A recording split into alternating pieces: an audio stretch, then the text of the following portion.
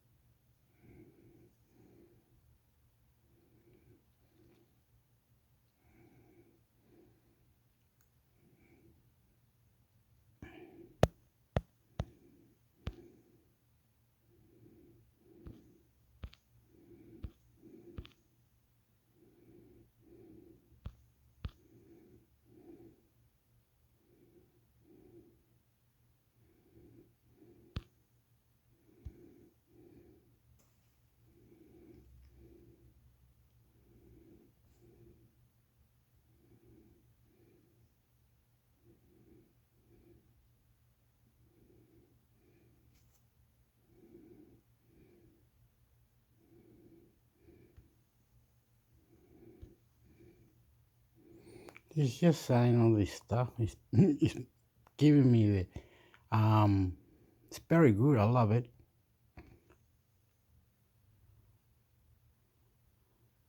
Just the body.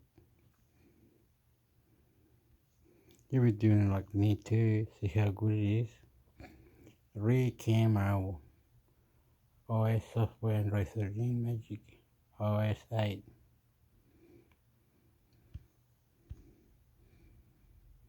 Oh, right. What am I doing? It's here, Hector. Amigo. Nubia Red Magic 8s Pro Review GFMANA.com tests. GFMANA Team, 31st July 2023. Introduction and specs. With Qualcomm making its overclocked version of the Snapdragon 8 Gen 2 stock available, OEMs are updating their top-tier smartphone lineups with the latest and greatest. Nubia is also sticking to its usual schedule and has recently introduced the Red Magic 8s Pro lineup successors to the Red Magic 8 Pro series from earlier this year. As one would expect, the most notable upgrade is the FOC itself. Now, the Red Magic 8S Pro and 8S Pro Plus run on the FLAN 8550 AC Snapdragon 8 Gen 2 Silicon, which in turn is an overclocked version of the original FLAN 8550 up Snapdragon 8 Gen 2. The FLAN 8550 AC, in particular, was previously exclusive to Samsung Galaxy devices and was known as Snapdragon 8 Gen 2 4 Galaxy. The upgrade promises 5% CPU and 5.7% GPU performance gains over the last generation, while the 8S Pro series upgraded its ICE cooling system to version 12 to keep up with the sustained load demands. ZTE Nubia Red Magic 8S Pro specs at a glance. Body 164.0 x 76.4 x 9.5mm to 128 glass front Gorilla Glass 5 glass back aluminium frame. Pressure sensitive zones 520 Hz touch sensing, built-in cooling fan. Aviation aluminium middle frame. Display 6.80 inches AMOLED, 1B colors China only, 120 Hz, 1300 nits peak, 1116 times 2000, 480px resolution, 29 aspect ratio, 400 ppi. Chipset Qualcomm Snapdragon 8 Gen 2 4 nanometers, octa-core 1 times 3.36 GHz Cortex 3 and 2 times 2.8 GHz Cortex A715 and 2 times 2.8 GHz Cortex A710 and 3 times 2.0 GHz Cortex A510. Adreno 740 719 MHz. Memory 128GB, 8GB RAM to 156GB, 8GB RAM to 156GB, 12GB RAM, 512GB, 12GB RAM, 512GB, 16GB RAM, US 4.0. OS Flash Software Android 13, Red Magic OS 8. Rear camera wide main, 60MP flash 1.9, 25mm, 1 1.5 1.0 micrometer. DR's ultra wide angle, 8MP flash 2.2, 120, 13mm, 1 4.0, 1.1 micrometer macro, 2MP flash 2.4. Front camera 16MP flash 2.0, wide, 1.1 micrometer, under display. Video capture rear camera, 8K 30 SBS, 4K 30 flash 60 SBS, 1080 per 30 flash, 60 flash 120 flash, 240 SBS front camera, 1080 per 30 flash 60 SBS. Battery 6000 mAh, 80 watts wired, PD 3.0, 100% in 35 minutes China, 65 watts wired, PD 3.0, 100% in 40 minutes international. Connectivity 5 to dual SIM, Wi-Fi 7, BT 5.3, NFC, 3.5mm jack. Missed fingerprint reader under display, optical, stereo speakers. Other improvements to the Red Magic 8F Pro reside in the design, as now the RGB lighting isn't exclusive to the premium option only. We have the 8F Pro for review, which boasts a bigger 6000 mAh battery than its more expensive sibling but settles for flow of 65 watts. Charging as opposed to 165 watts. Charging on the 8S Pro Plus. Everything else is pretty familiar, except for the memory options. The 8S Pro gets an extra 12GB/512GB configuration, while the 8S Pro Plus now offers 16GB/256GB by default and caps at 24GB, flash 1TB. Despite the small changes in the formula, the Red Magic 8S Pro deserves a review of its own, and we dive deep into the improved performance, cooling, and the updated Red Magic OS 8 to see what new features it has to offer. Unboxing the newbie Red Magic 8S Pro. The handset comes in a standard box containing the usual user manuals, along with a USB to USB cable for charging and data transfer and a 65 watts wall charger. Nubia provides a protective case as a bonus. It's transparent, so it doesn't take away from the nice design.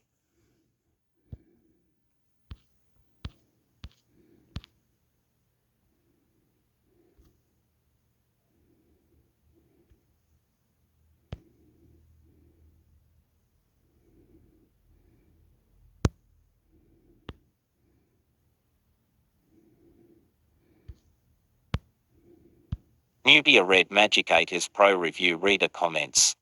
Anonymous. 61x. 10th August 2023. Why is the GSX bench frame rate result only 60 SBS? Is it capped? It's 97 SBS on the 8 Pro 1. Reply. 7. 77. DFB. 8th August 2023. Anonymous, 6th August 2023. Well said, I agree completely. Looking at the reviews, F's. More majority of users will route this overclock at the GPU to 1200 mAh at 120 FPS and 3.9 GHz CPU having all 8 cores running. This will become 40% faster than standard and super fast transition zippy. Reply. Anonymous. For NG. 6th August 2023. Tangle, 6 August 2023. You need to buy one. Get it in your hands, feel it, and sleep. More well said, I agree completely. Looking at the reviews for a few of the flagship phones out right now, the performance of this phone is only slightly better than any other flagship phone on the market. The slight overclock on this FD8 Gen 2 is not going to suddenly double your SPS. At best you're only going to get a few SPS more or just a little bit more stable frame rate. You 100% will get way better gaming performance out of a Steam Deck, and by Sep of 2020 for the processor will be replaced by the FD8 Gen 3, which will always be better performance. However, the Steam Deck will still be better performance than the FD8 Gen 3. I don't expect the current Steam Deck to lose to a mobile processor until maybe the FD8 Gen 4. FD8 Gen 5. As a phone, the Room 8S Pro sales, poor cameras, horrible update track record. Red Magic devices have been notorious for mediocre Wi-Fi flash LTE flash, 5G connectivity. And it's not even that cheap, coming in at a starting price of $700. As a gaming device, it also sails to beat the much cheaper Steam Deck and absolutely gets destroyed by the ROG Ally. Although the ROG Ally is quite expensive, you're probably better off getting like a cheap Realm or OnePlus flagship and then buying the Steam Deck. I've seen the Op 11 on sale for like $400 flash $500, and the FD8 Gen 2 in the Op 11 is still a very capable chip. You'll get way better cameras from the Op 11, and OnePlus at least has a decent track record for updates. Not to mention you get the IP rating and the better trade-in value when you upgrade. Reply. Hand pointing up with back of hand showing. K. Killer keys. NW. 6th August 2023. 77, 4th August 2023. I want this with S23 Ultra camera and 8K recording and 18GB. More was going to buy this phone, but his goes wrong has to be sent back to China. So no way will buy get PS5 instead. Reply. Kangle. 71. 6th August 2023. Anonymous, 4th August 2023. You do have pointer in your posts. Not defending Red Magic. Might need to buy one, get it in your hands, feel it, and slide it into your pocket. The RP3 Plus really isn't bad and sits decently in your pocket. The shoulder buttons and joysticks don't poke in your pocket. I say this as someone who has the Razer Jungle Cat who can daily carry it. Buying multiple devices sometimes is the better strategy. You would not want to have a single tool, a Swiss Army knife, to do multiple tasks just because it has those functions. Know that tool may have quantity of users, but each use lacks quality. A professional laborer will instead come onto a worksite with his toolbox and use a specific tool for each specific task. So have a regular phone, and a gaming handheld is going to be superior. A simple game for X to Pro or Kiffy V2 actually makes for a worth experience. You can sit the ZTE Nubia Red Magic 8S Pro into your pocket, but those controllers can't. You would have to put them in your purse or backpack. And that defeats the point. If I'm going to bring a backpack, I may as well just throw a Valve Steam Deck in there instead.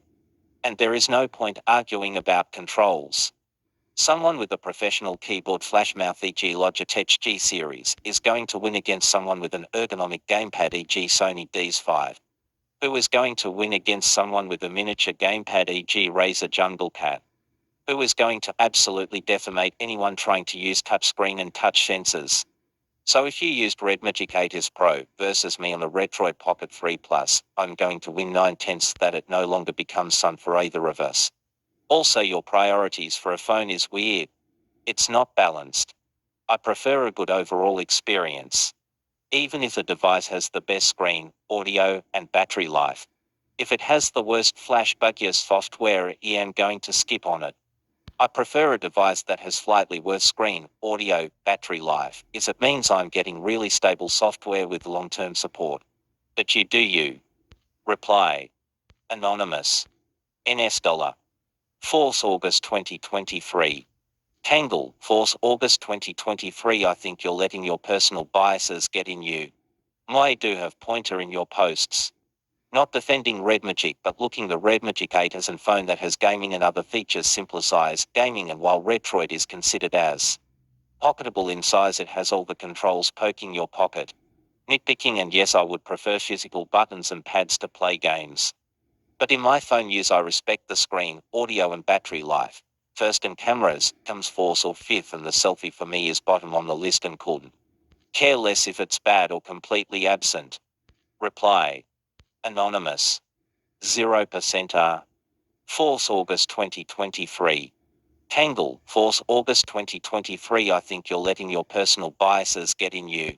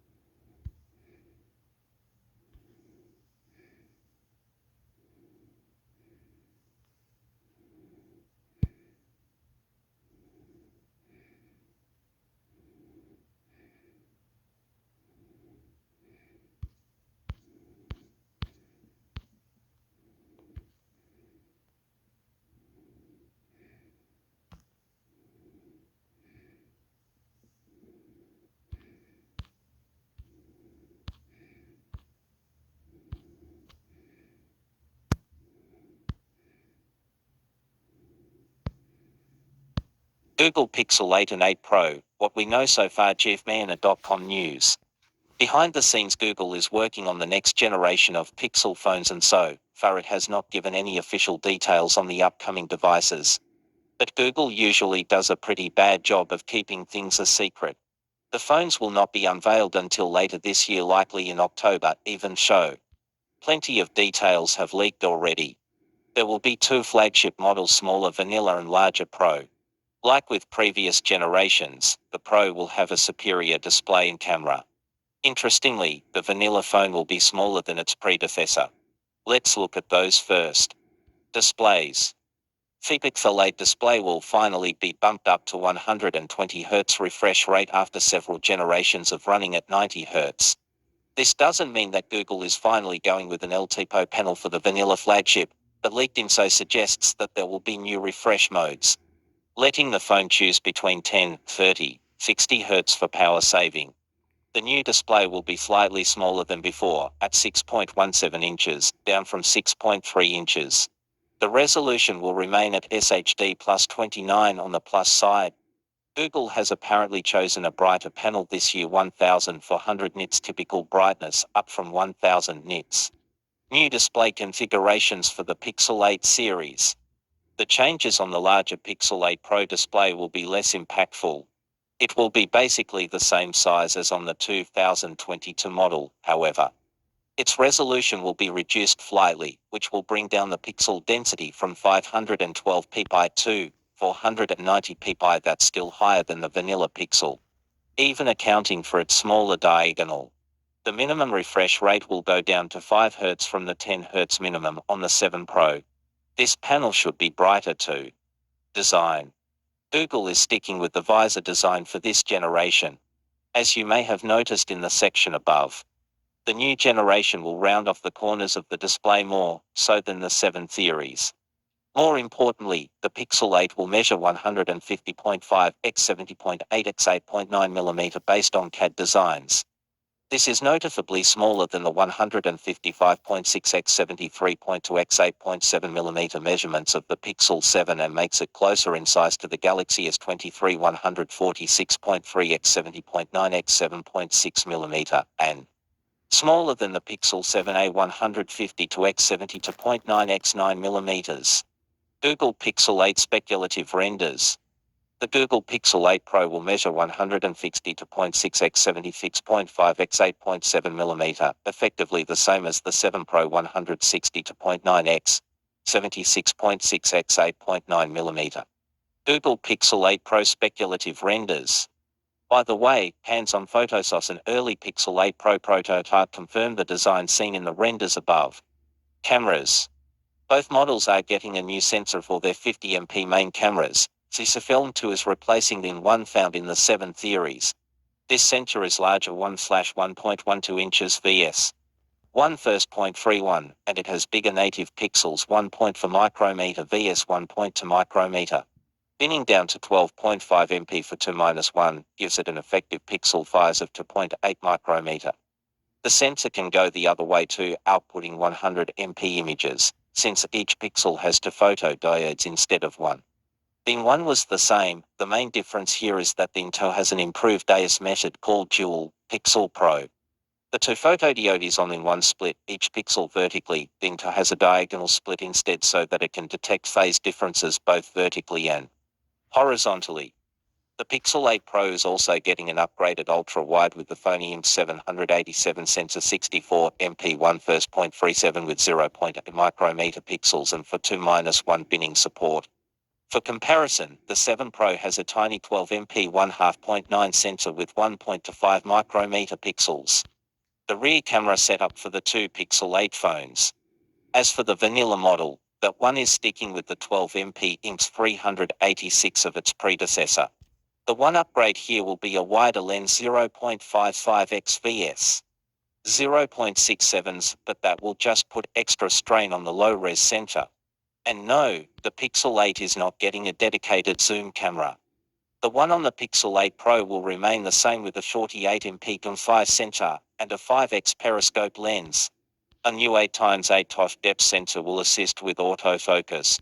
Interestingly, there will be an additional sensor on the Pro, an infrared thermometer just under the LED slash.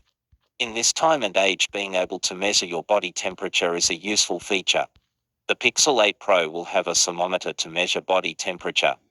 Finally, there will be nothing new on the selfie cameras. They will just use the 11MP Samsung 3J1 sensor from last year. Chipset. The Pixel flagships introduce new Tensor chipsets, which are later on reused for the A series. The Pixel 8 Duo will bring the third-gen custom chip, once again coming from Samsung's foundries, and it be labeled as 4nm for LPP node. More importantly, it will jump to generations forward from the G2 in terms of hardware.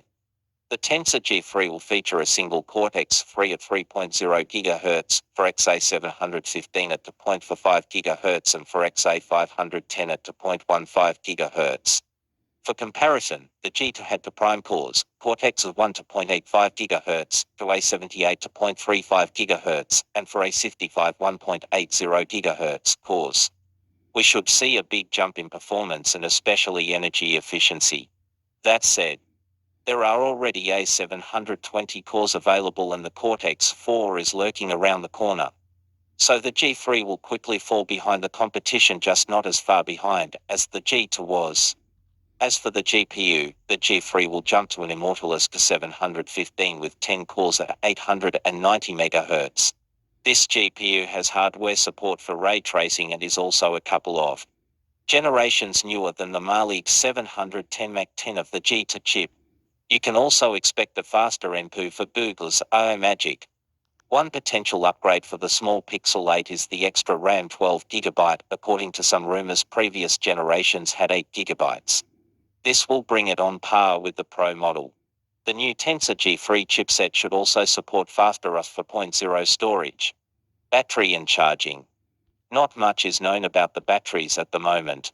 We think that it's a face bet that the Pixel 8 Pro battery will remain at the same capacity, 5000 mAh.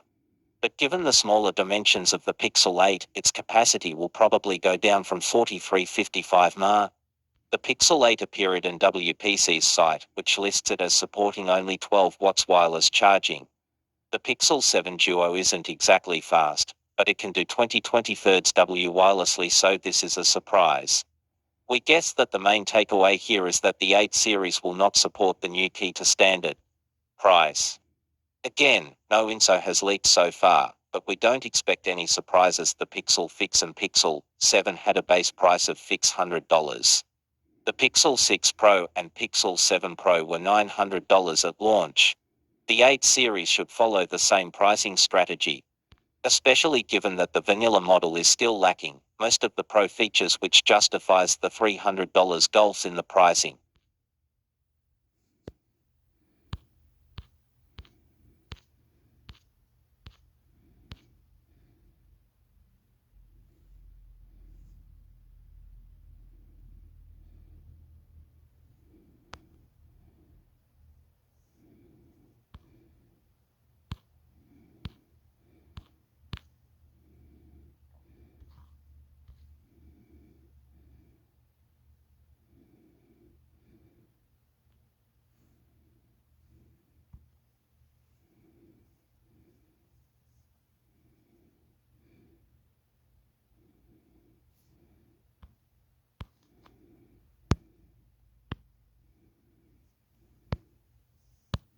Samsung introduces 1.4 micrometer 50MP ISO film with faster and more true-to-life autofocusing. Samsung Global Newsroom. Dual Pixel Pro technology utilizes 100 million face-detecting photodiodes that perceive faces both vertically and horizontally for faster and more accurate autofocusing. Staggered HDR solution brings richer detail and more vibrant colors than real-time HDR, while reducing energy consumption by up to 24%. Samsung Electronics, a world leader in advanced semiconductor technology, today introduced Samsung IFA Film 2, a new 50-megapixel MP image sensor with large 1.4 micrometer moon-sized pixels. With enhancements to its predecessor, the ISA Film 1. Then 2 offers up to 100 MP imaging, improved autofocusing through Dual Pixel Pro technology, powerful staggered HDR, and vivid results through Smart ISO Pro. Regardless of the lighting environment, ISOCELL image sensors and its technologies have made vast improvements to deliver the quality and performance one would expect from top-tier pro-grade cameras, said Duck-Ian Chang, Executive Vice President of Sensor Business at Samsung Electronics. Our new ISOCELL features Dual Pixel Pro, an innovative all-direction autofocusing solution that elevates the agility to capture moments as they unfold. Adding on Smart ISO Pro and a variety of advanced pixel technologies, pictures from 2 are more true to life than ever. The 1.12-inch ISOCELL 2 is a highly versatile image sensor when it comes to image resolutions. With 50 million 1.4 micrometer-sized pixels on hand, IN2 offers exceptionally detailed photograph in regular settings. In low-lit environments, such as indoors, the sensor can formulate a larger 2.8 micrometer pixel with 4-pixel binning technology to absorb more light, delivering brighter and sharper images. For those who appreciate more detail in photographs or are prone to post-processing such as image cropping, IN2 offers an option to take pictures in 100MP resolutions. In 100MP mode, IN2 meticulously rearranges the color pixels using an intelligent remosaic algorithm, creating 3 individual layers of 50MP frames in green, red and blue. These frames are then upscaled and merged to produce a single ultra-high 100MP resolution photograph. The ISOCELL 2 is Samsung's first image sensor to offer Dual Pixel Pro, the company's most advanced phase detection autofocus solution yet. By employing two photodiodes within every pixel of the image sensor, Dual Pixel Pro makes use of 100 million phase detecting agents for ultra-fast autofocusing. In addition, the solution also offers all-direction focusing by splitting the pixels not only vertically, as with Dual Pixel, but also diagonally. This diagonal cut allows the focusing agents to better recognize the top and bottom of the frame, allowing the sensor to get in focus quickly, even when there are no pattern changes in a horizontal direction. Low light focusing and tracking of moving objects are improved as well, as every pixel of the sensor works as focusing agents.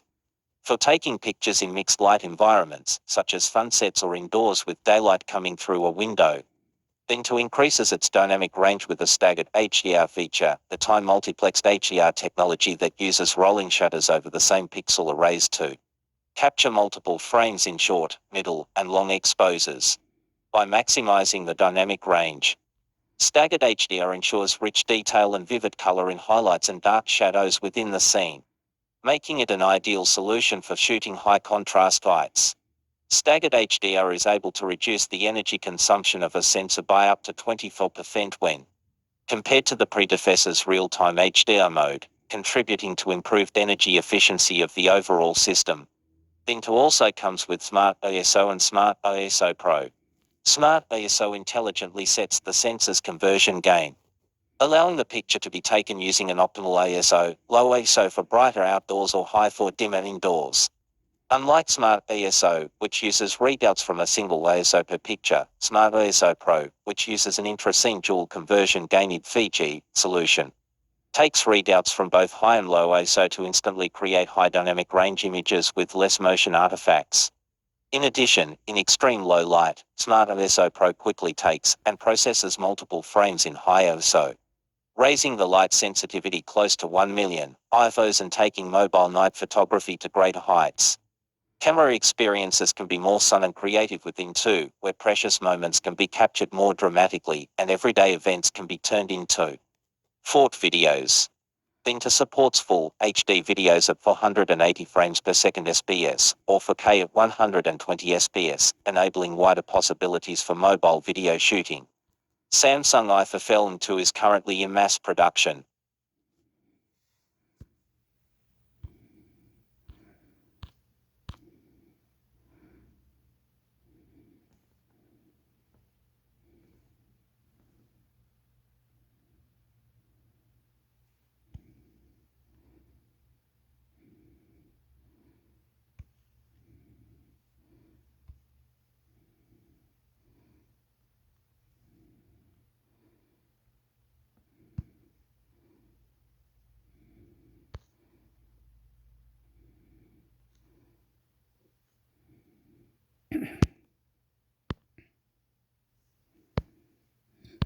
Samsung ISOCELL to Samsung Global Newsroom.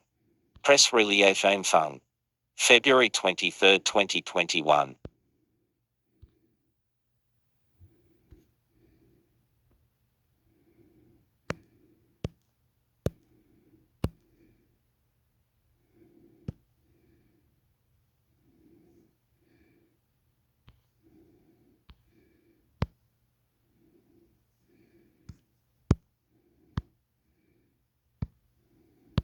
Samsung Electronics showcases award-winning machine translation at WMT Samsung Global Newsroom.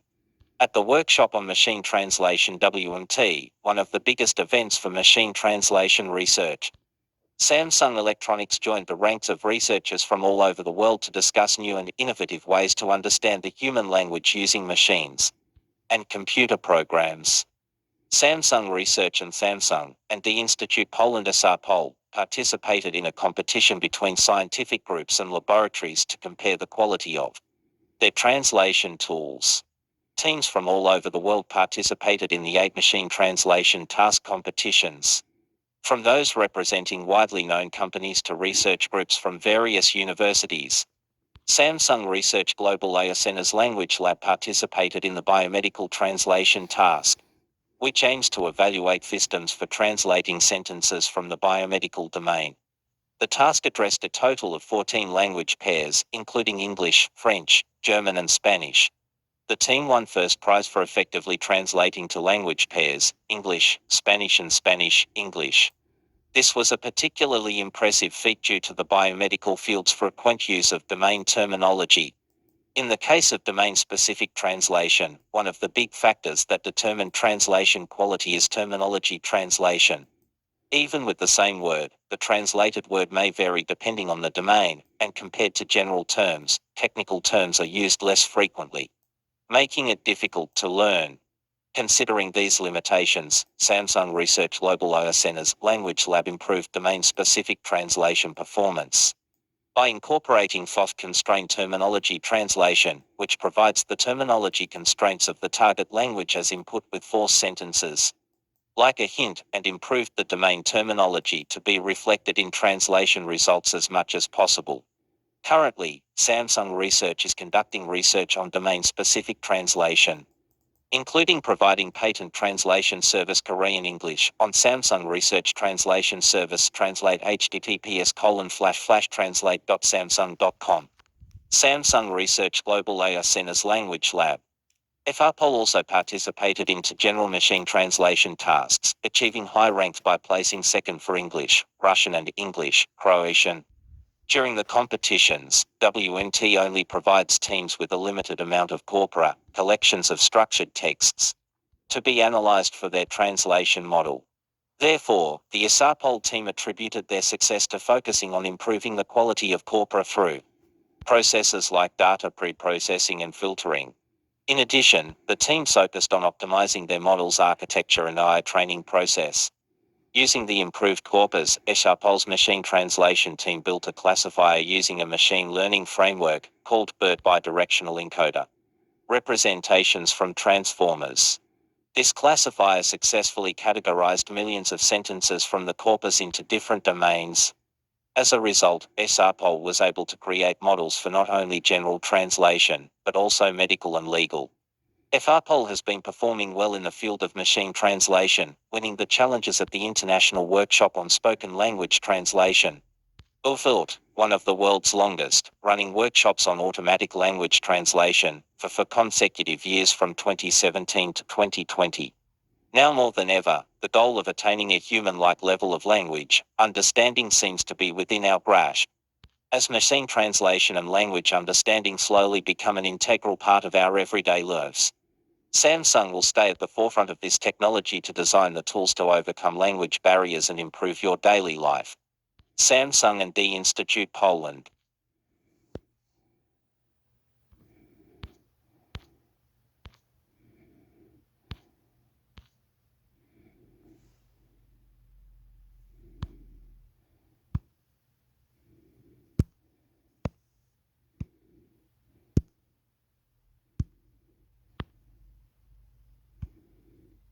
Into the future with Samsung Research Samsung and the Institute Poland, creating artificial intelligence-powered technologies too. bring about a whole new world of convenience. Samsung Global Newsroom. Following episode 1. In this relay series, Samsung Newsroom is introducing tech experts from Samsung's and centers around the globe to hear more about the work they do and the ways in which Samsung, Samsung is creating new technology for the future for us, so we don't have to do it. So they know how to be more advanced. Maybe this might stay like this. This might have bigger chip. This might work like this. Might work like that. Or compromising how you're doing it, and talking to Samsung and saying, "Oh, very good, Samsung, very futuristic," and speaking different languages, apps they can understand, writing, read it out for you.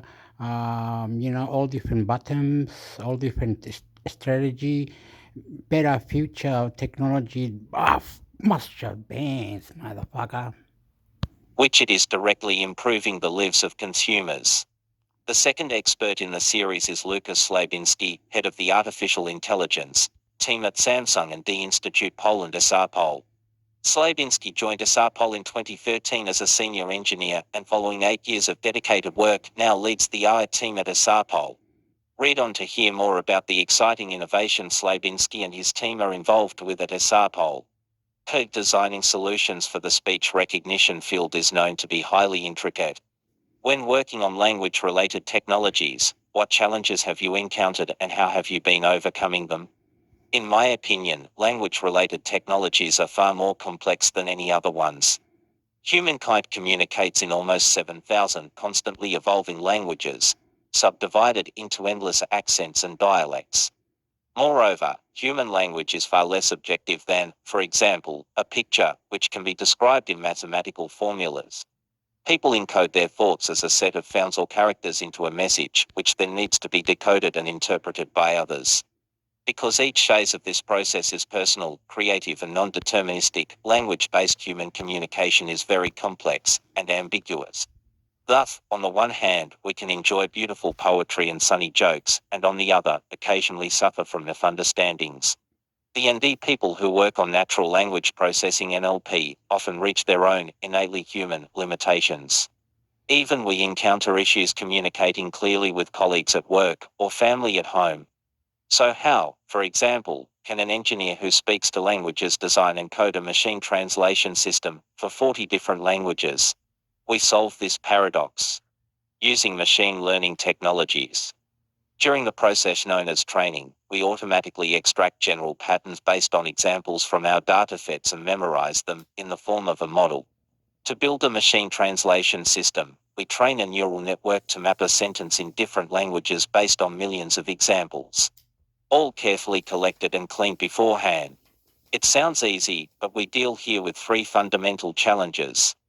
The first challenge is the design of an appropriate machine learning model architecture capable of memorizing and generalizing enough language patterns for given problems such as machine translation, sentiment analysis, text summarization and others.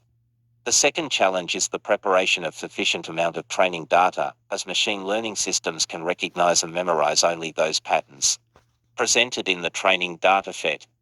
The final challenge is the deployment of an already trained machine learning model onto a dedicated cloud or on-device platform. We address these challenges by harnessing the vast expertise of our engineers, sophisticated approaches to collecting data and through endless experimentation with the state-of-the-art machine learning architectures. Can you please briefly introduce your AI team, the Samsung and the Institute Poland SRPol, and the kind of work that goes on there? SRPol is one of the largest international software and D centers in Poland. It is located in two cities, Warsaw, the capital city of Poland, and Krakow, which is a major technology hub in its region. We closely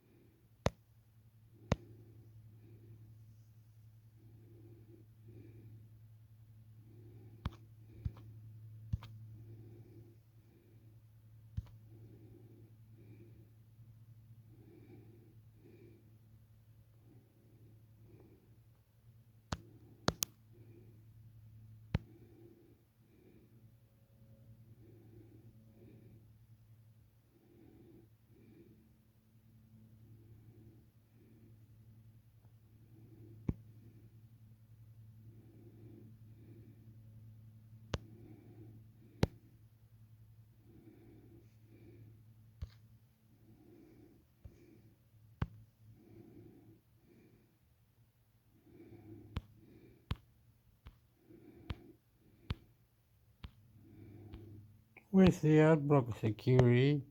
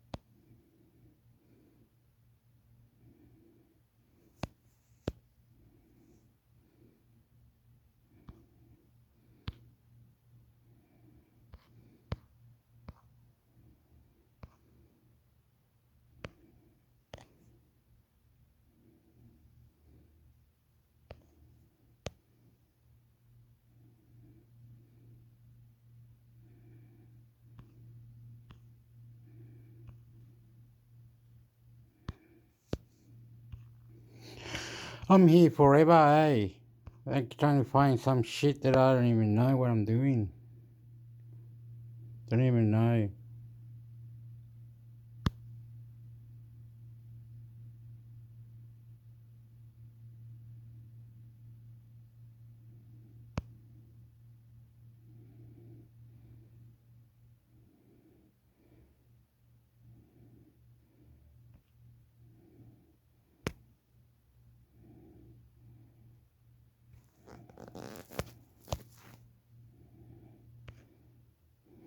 Don't even know what I'm doing anymore. Don't even know. Search engine Google. So if we say we get rid of Google,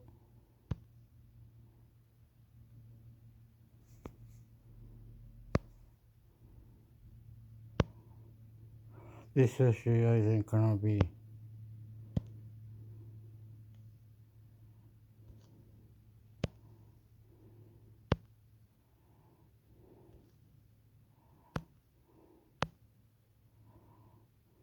Who cares? Who cares? Let's go. Whatever. I didn't get it or whatever it was meant to do. Who cares?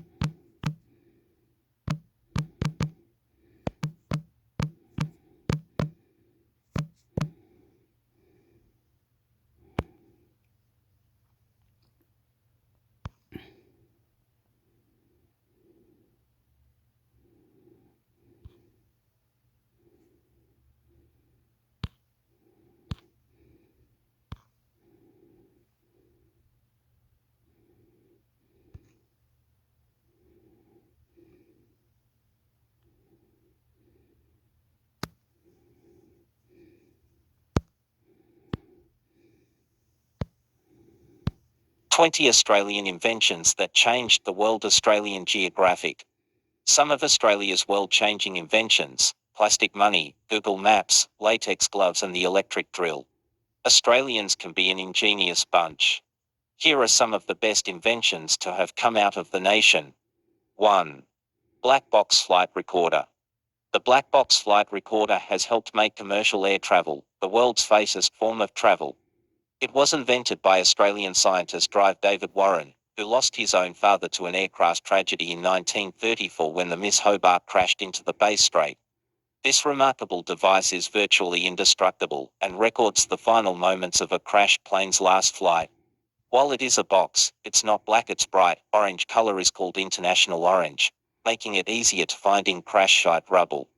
David Warren first had the black box idea in the 1950s, when he was part of a Melbourne research team exploring why the commercial jet aircraft known as the Comet had suffered a series of deadly crashes.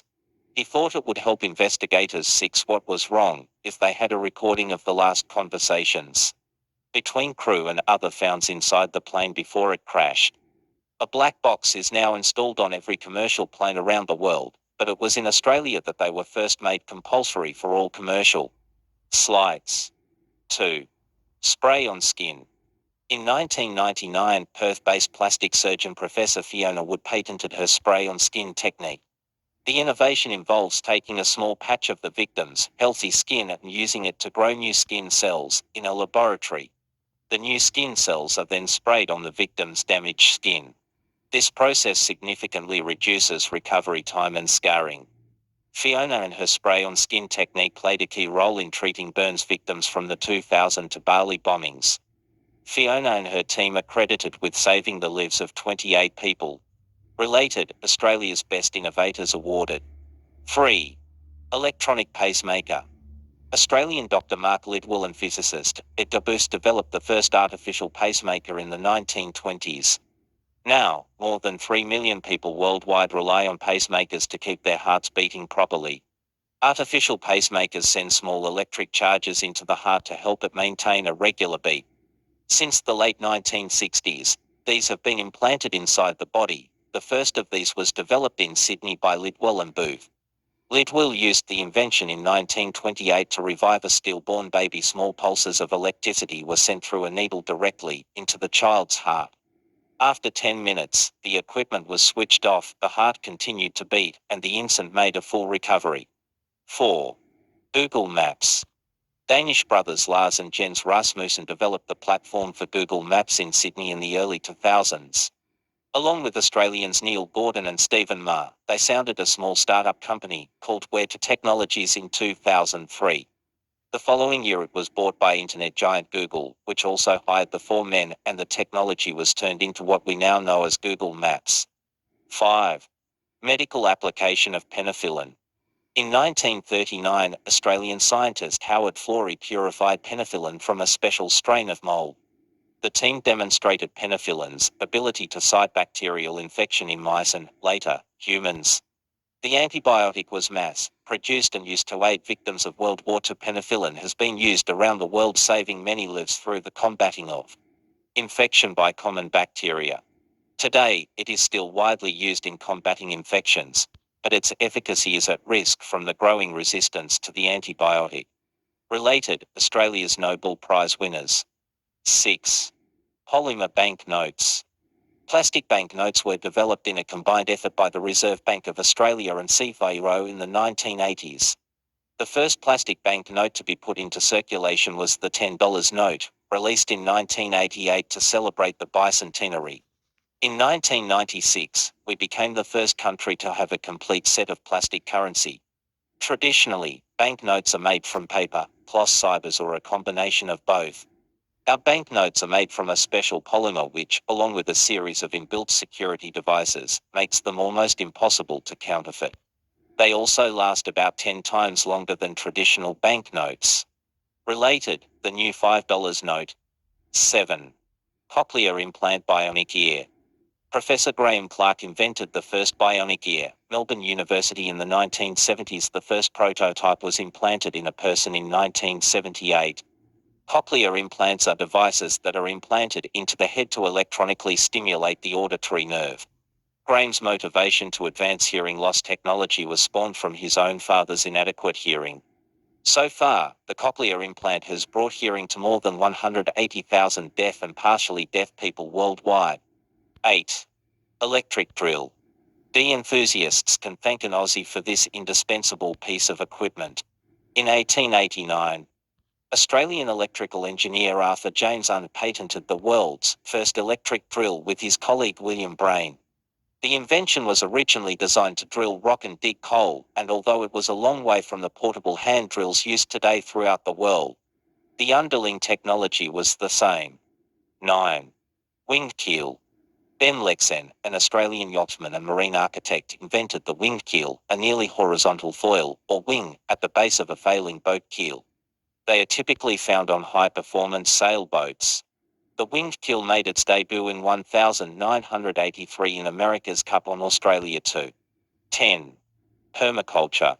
In 1972, Bill Mollison had the epiphany which led to the development of permaculture, a concept that uses a natural approach to designing self-sufficient human settlements and agricultural systems. Today, permaculture is an alternative to chemical-based agriculture which can be harmful to humans and the environment. 11. Wi-Fi technology.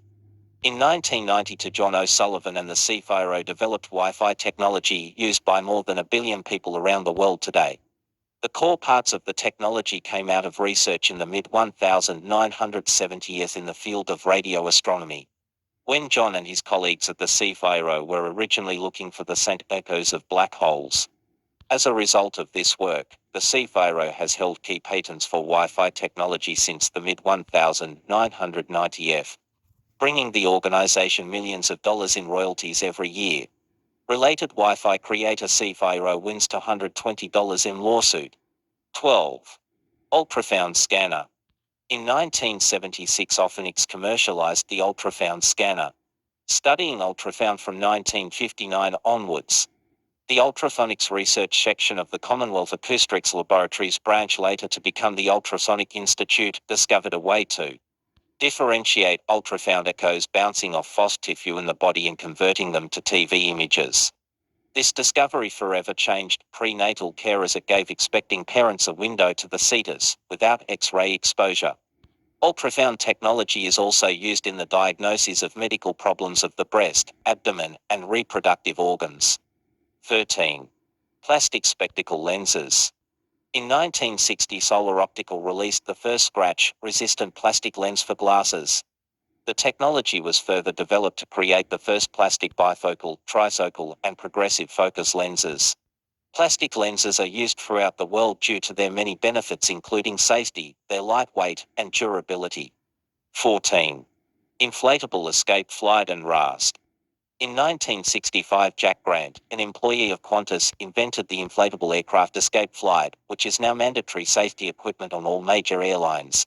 The slides can also be used as a flotation device if the aircraft lands on water. Related, on this day, the birth of Qantas. 15. Permanent crease clothing. In 1957, CFIRO developed a process called SI-ROSET. The technique uses chemicals to permanently alter the structure of wool fibers, so they can be set with heat. This technology allowed for fashion innovations, such as permanently pleated skirts. Related 100 years of CFIRO. 16. Gardasil and Cervarix cancer vaccines. In 2006, Brisbane-based medical researchers, Professor Ian Fraser and Drive, Janzar, developed the world's first anti-cancer vaccine. Known by the commercial name Gardasil, the vaccine protects women against 4 strains of a virus called human papillomavirus (HPV), known to cause 3/4 of all cervical cancers. As cervical cancer is the second leading cause of cancer death in women, the vaccination has huge implications for the prevention of. What's this to say there? Again, Gardis and Gobic cancer vaccine. Brisbane-based medical research Professor Ian Fraser and Dr. Joan Su developed the world's first anti-cancer vaccine known as the commercial name Gardasil. The vaccine also the playing God anyway.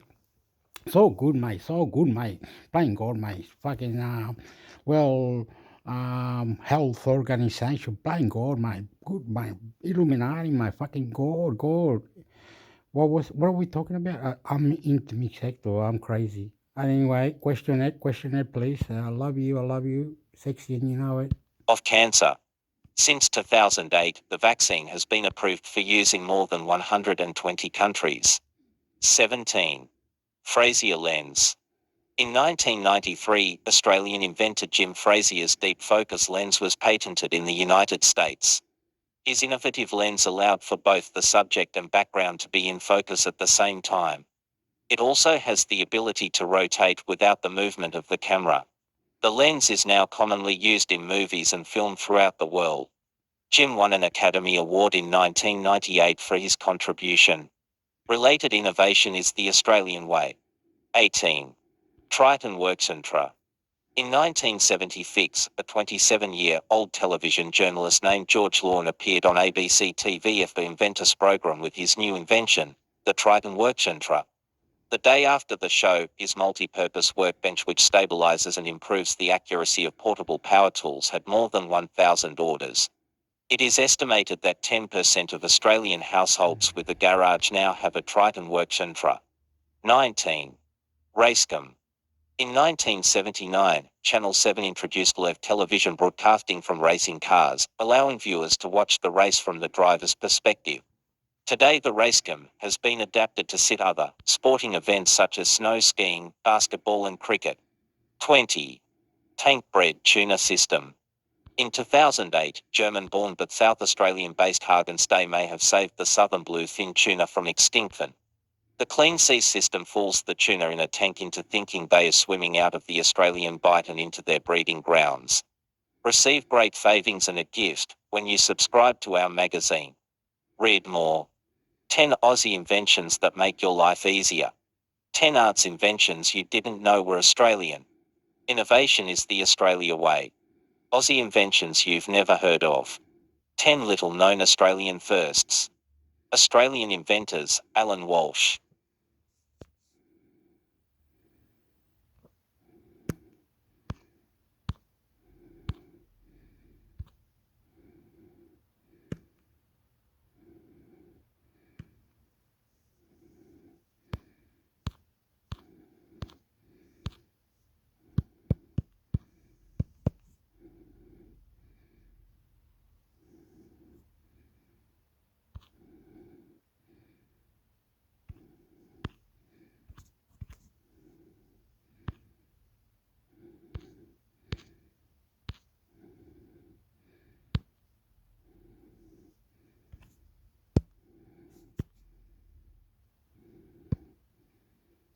Fact file, crucifix frog noted and Benetti Australian Geographic.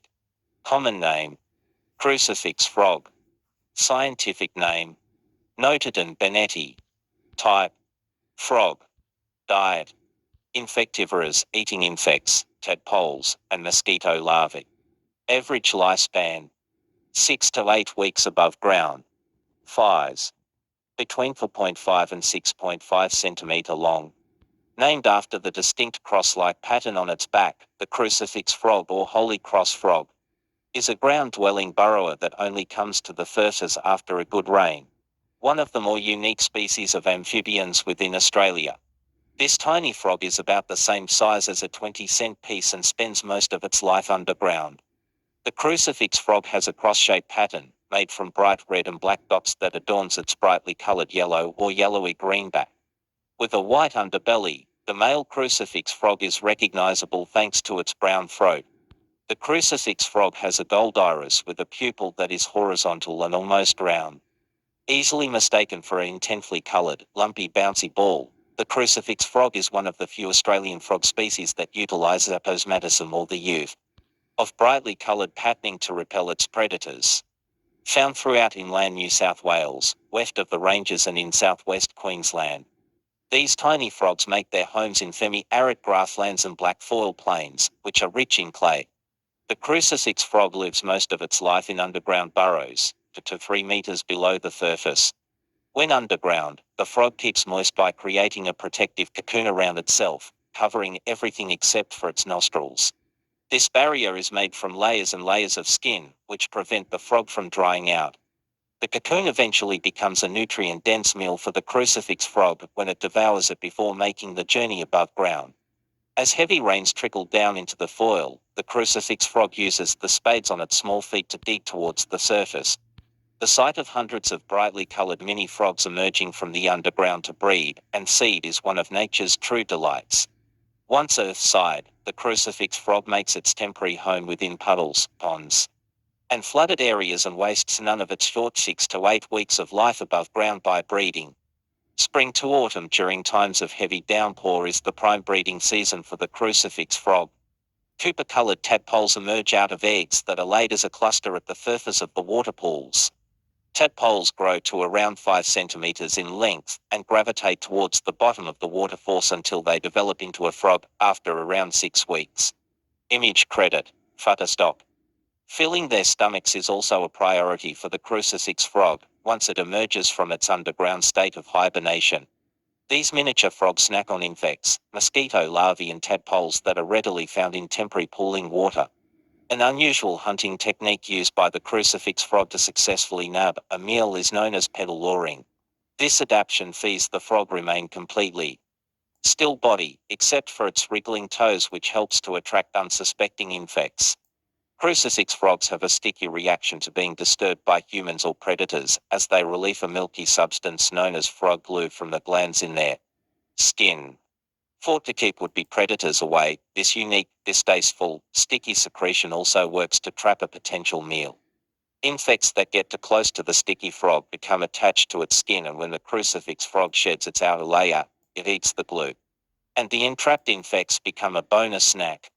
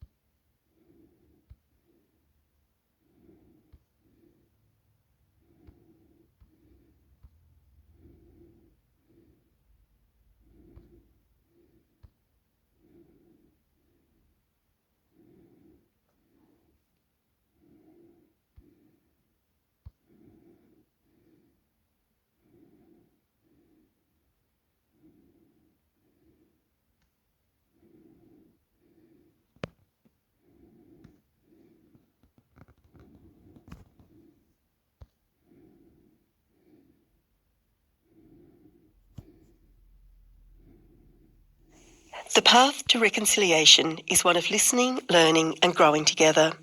A path that recognises the central place of Aboriginal and Torres Strait Islander people in our past and in our future. It is in that spirit that we acknowledge the traditional owners of the land and pay tribute to elders past, present and future.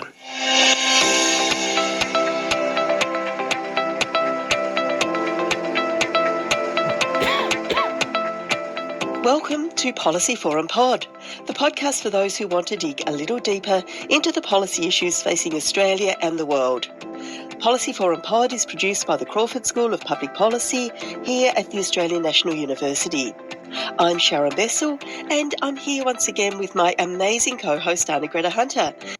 All right, I just like to say thank you very much for the family, the people that are talking, another combination, the voices that we hear, God or anything that we are beautiful, need to be God, get into us, God, get into us, make us better, God. Jesus Christ died for us on the cross. Jesus Christ, the Son of God. Wow.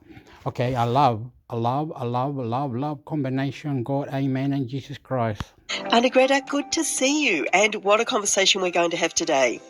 I'm so looking forward to today's conversation. Sport discipline, mind connection, question, go out, be incredible, insane in a membrane, question, I love you, into mix, Hector, watch chileno, papa, I love you, you will come. Upala, amigo, please, discipline. And Sharon, it is wonderful to be back with you. Of course, I'm Anna-Greta Hunter. I'm a cardiologist in physician. I'm the Human Futures Fellow at the College of Health and Medicine here at the Australian National University. And Sharon, what we're going to be talking about today ties actually into how I've spent quite a bit of time in the last week and, in fact, in the last couple of months.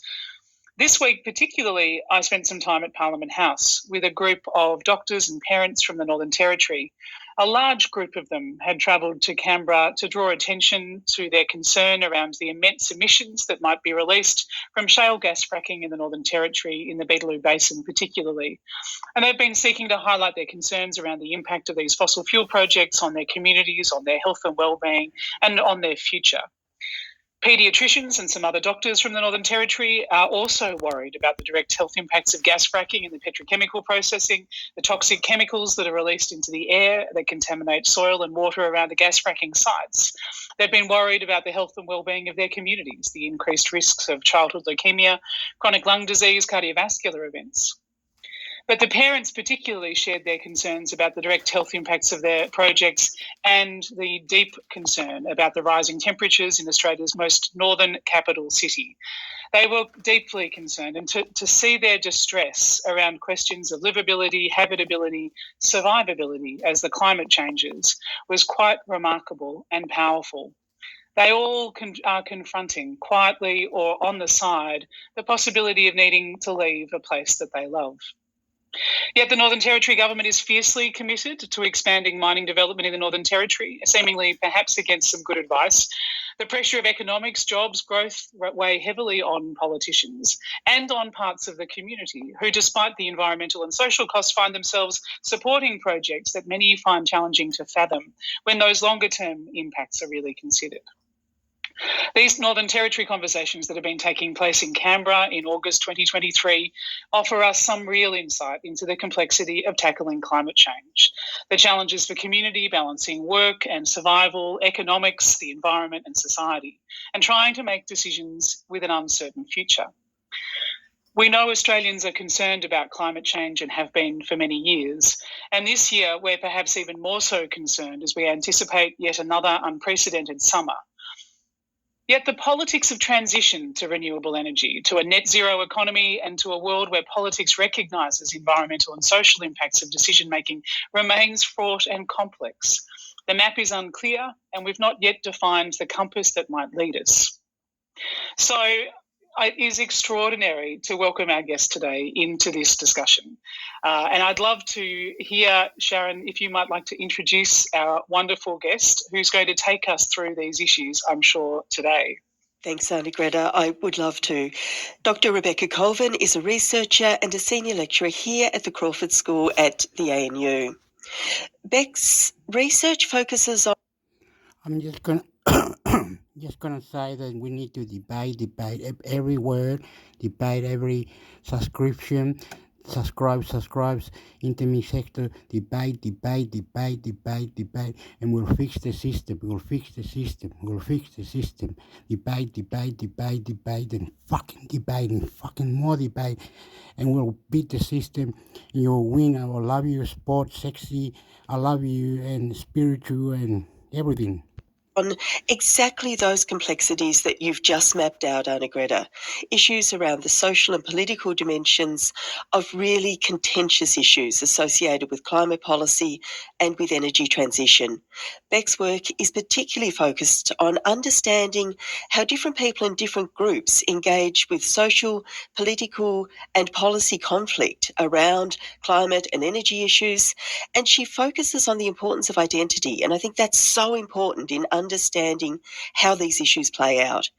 Beck has a very wide range of publications, and she also recently was in conversation as part of the 100 climate conversation interviews that have been happening at the Powerhouse Museum.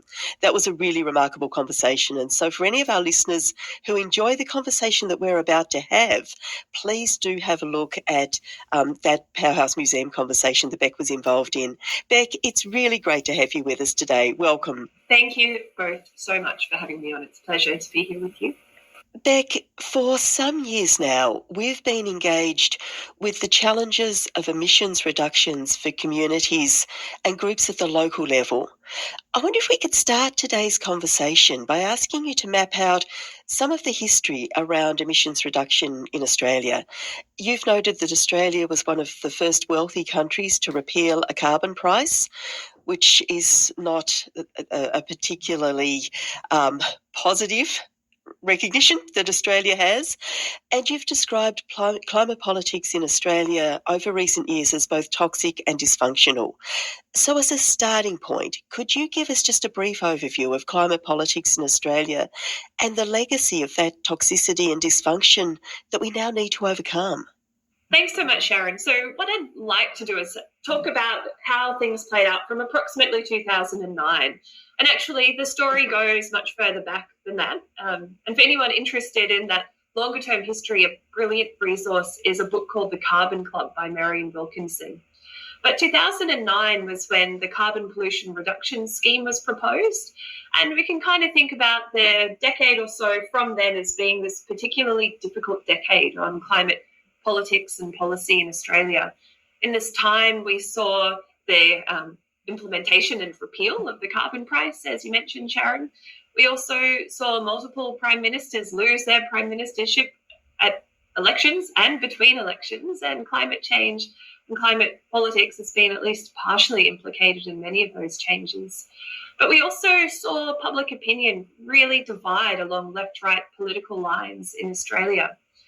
This was a point, I think, especially around 2012, was a point at which we had the greatest departure between different groups of people in Australia and climate change. And this is where we would say Australia was second only to the United States in terms of how divided we were along left-right political lines. And so what this means is that when we had lots of our colleagues who are contributors to the Intergovernmental Panel on Climate Change, for instance, engaging with the synthesis of the weight of the best available evidence on the science of climate change, that was a far cry from the way climate change was positioned in the public sphere in Australia. Some of our other colleagues, Professor Ian Walker, has described climate change as a social object. And so this means for most people, they don't see climate change as being the sum of best available evidence on the causes and the impacts and the mitigation pathways and so on. But instead, it becomes something that signals who we are. We look around in our social networks and we see how are folks at the cafe and at the pub and at the school gate talking about this complex thing. How are the voices that I trust in the media talking about this complex issue? And we take a lot of cues from those sorts of signals. But at the same time, the way that we express our position on something like climate change and the whole raft of associated issues like renewable energy, future of coal, the place of gas, for example.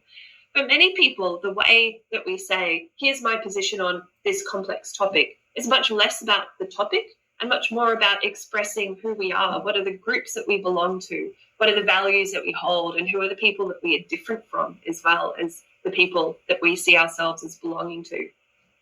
So we've gone through this really difficult decade.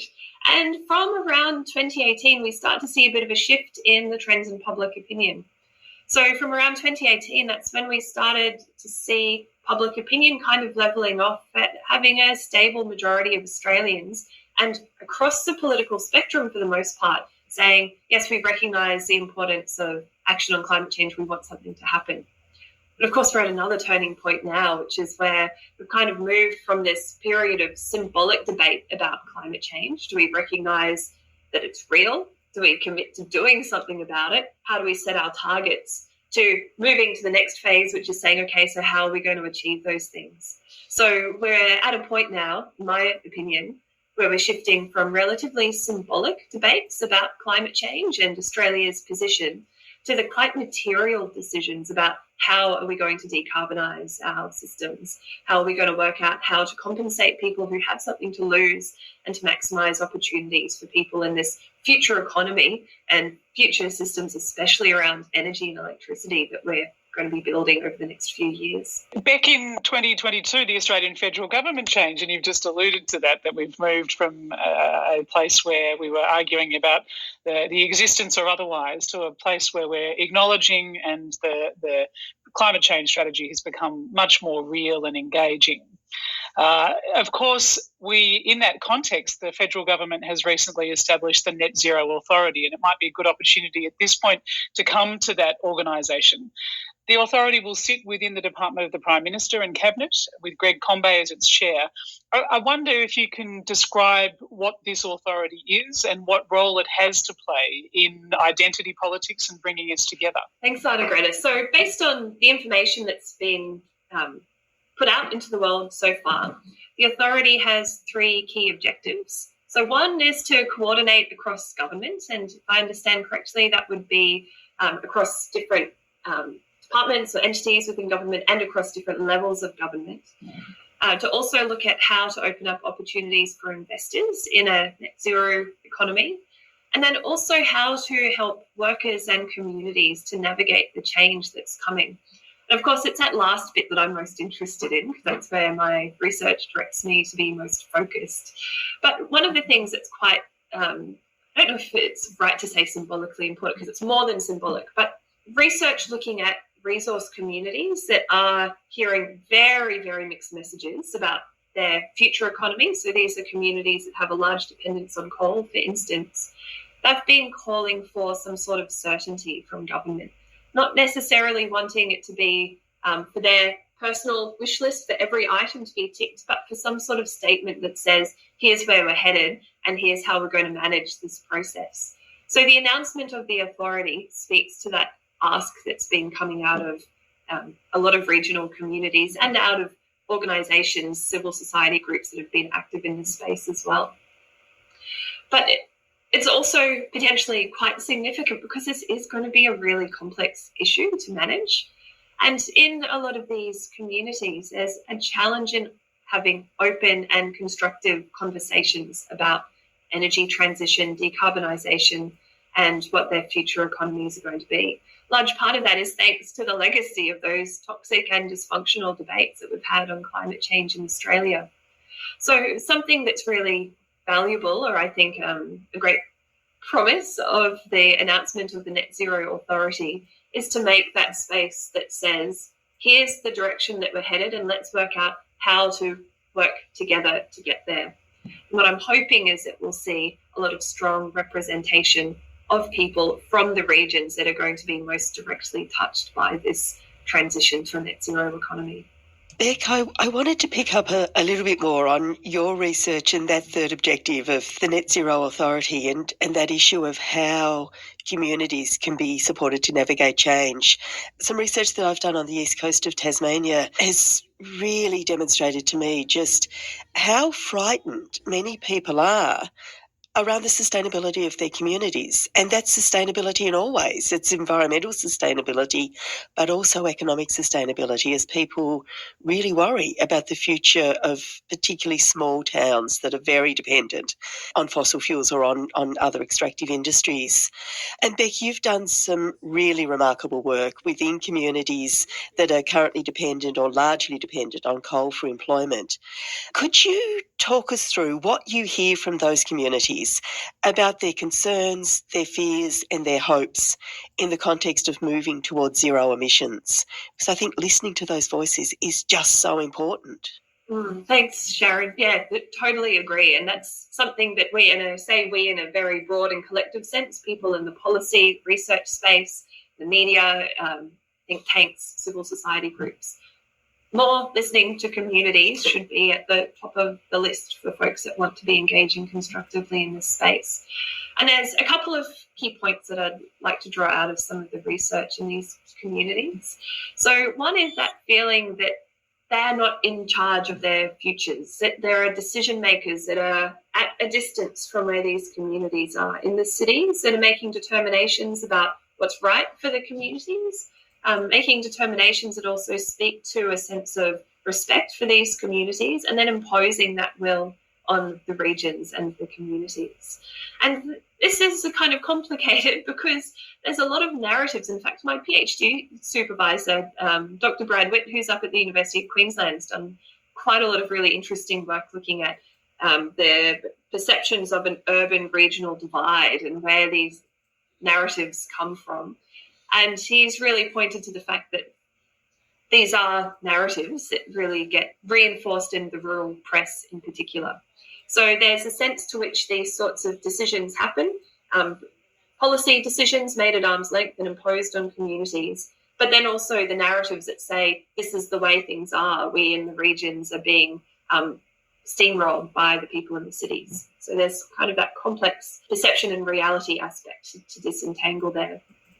So something that, in my view, is really essential is rebuilding that empowerment for people in communities to have a genuine say in priorities for the communities, things that are going to be put into strategic plans that are going to be invested in.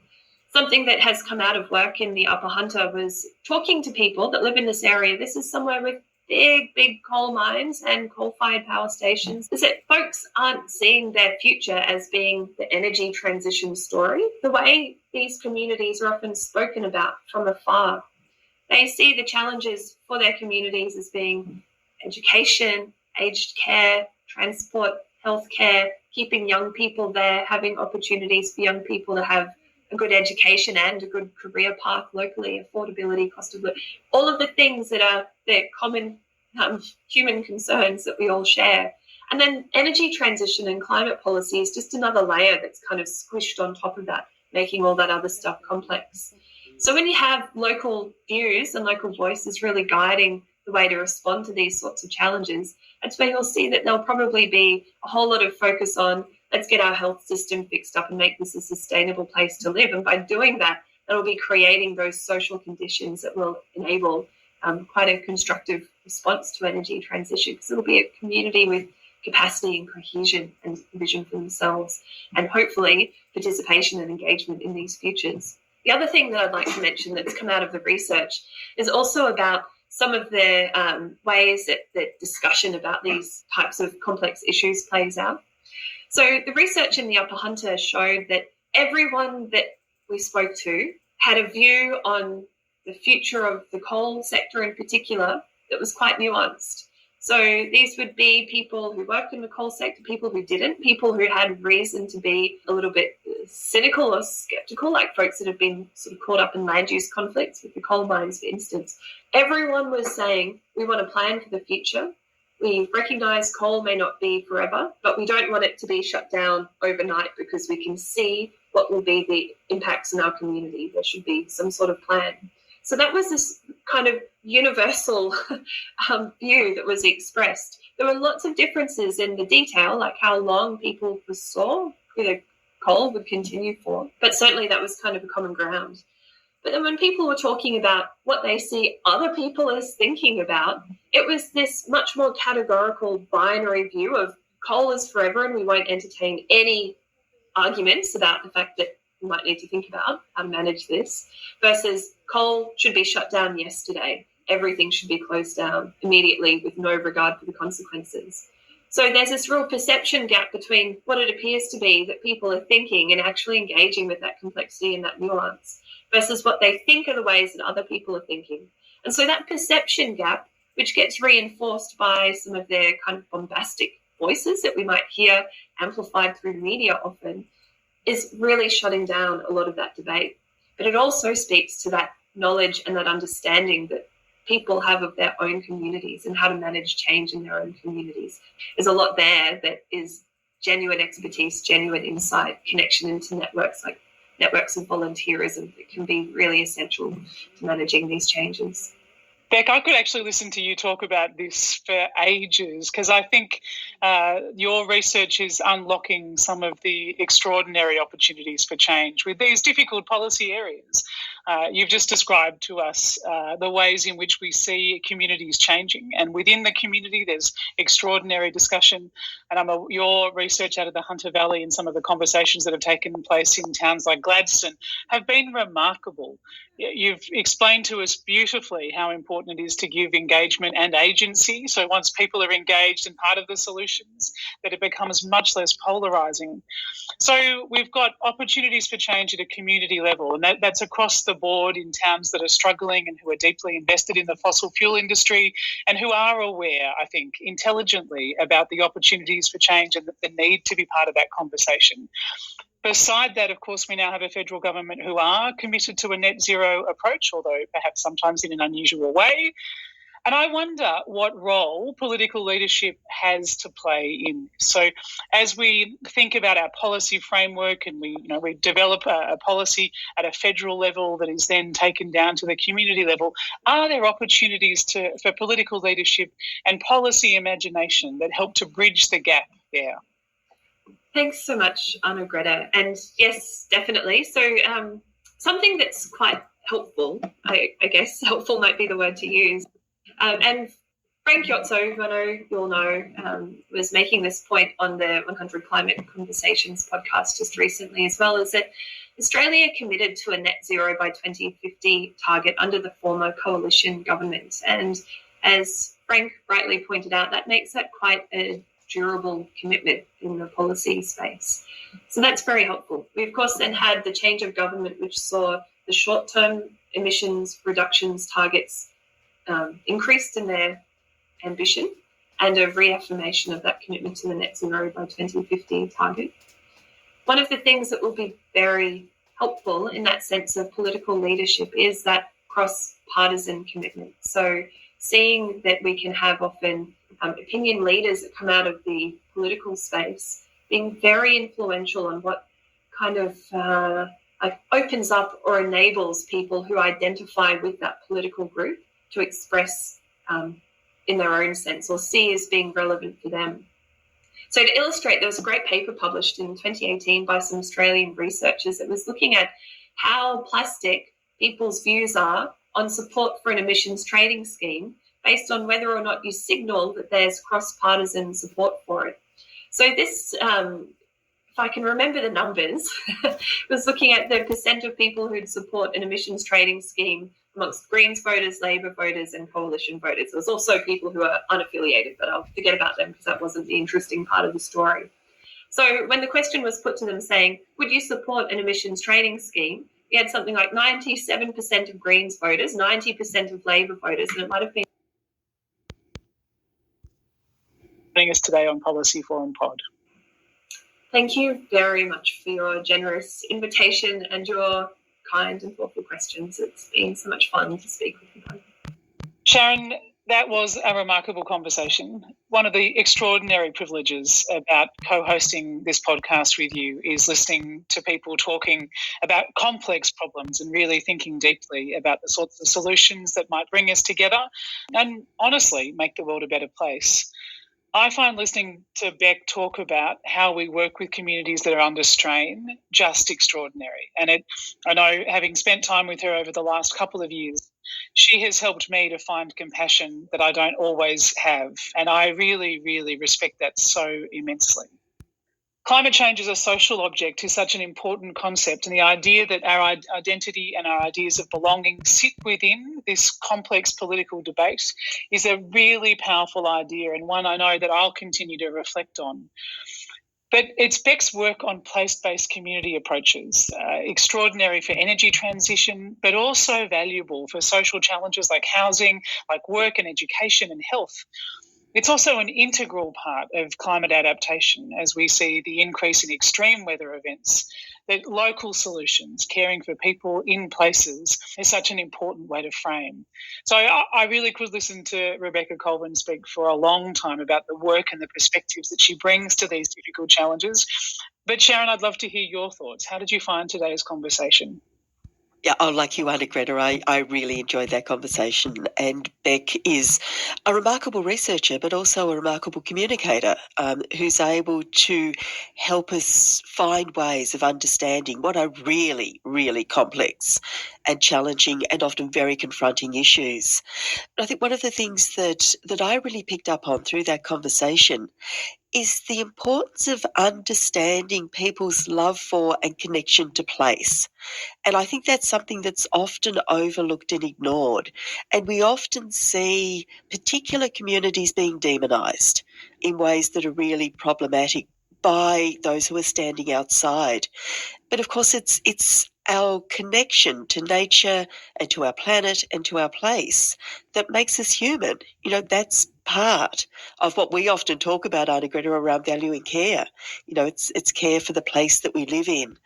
And I think that recognition of people's connection to their place is so important if we are to reimagine a future that is decarbonised and a future that gives us a chance of maintaining the health of this planet that we all depend on. And as I listen to Beck, I think about the research that I've done in small communities in Tasmania, where that us and them kind of division is thought so deeply. And very often those small local communities that I've done some work in really feel under attack by those who are outside the communities and don't have the love of place and the connection to. From Shorts Media, I'm Ange McCormack. This is 7am.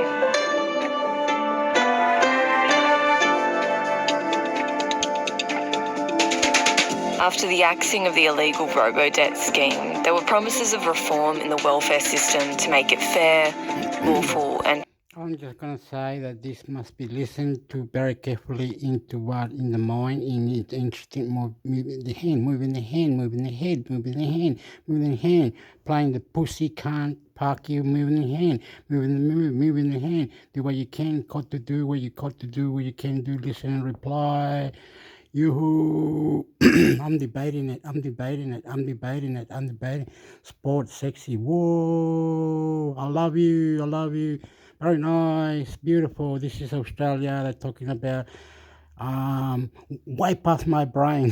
Stay loco, amigo. Mi cabeza. Blow the mind. This is crazy. I don't even know what they're saying. Beautiful. I love you. Fuck it. transparent. From Shorts Media, I'm Ange McCormack. This is 7am.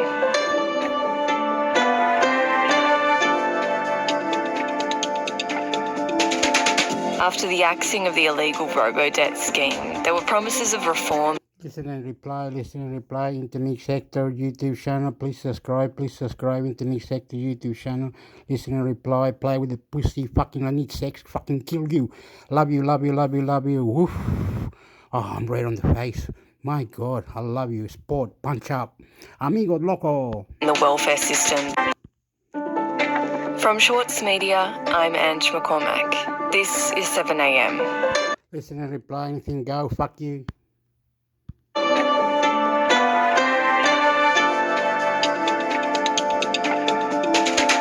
After the axing of the illegal robo-debt scheme, there were promises of reform in the welfare system to make it fair, lawful and transparent. it's now been revealed that the same type of bad maths that led to robo-debt has been used elsewhere at Centrelink. More than 100,000 welfare recipients have been affected, with some even facing prosecution for inaccurate debts. The revelations point to systemic problems in the administration of our welfare system years before robo-debt was even an idea. So, who was responsible and what damage has it caused? Today, senior reporter for the Saturday paper, Rick Morton, on why Services Australia can't get welfare right.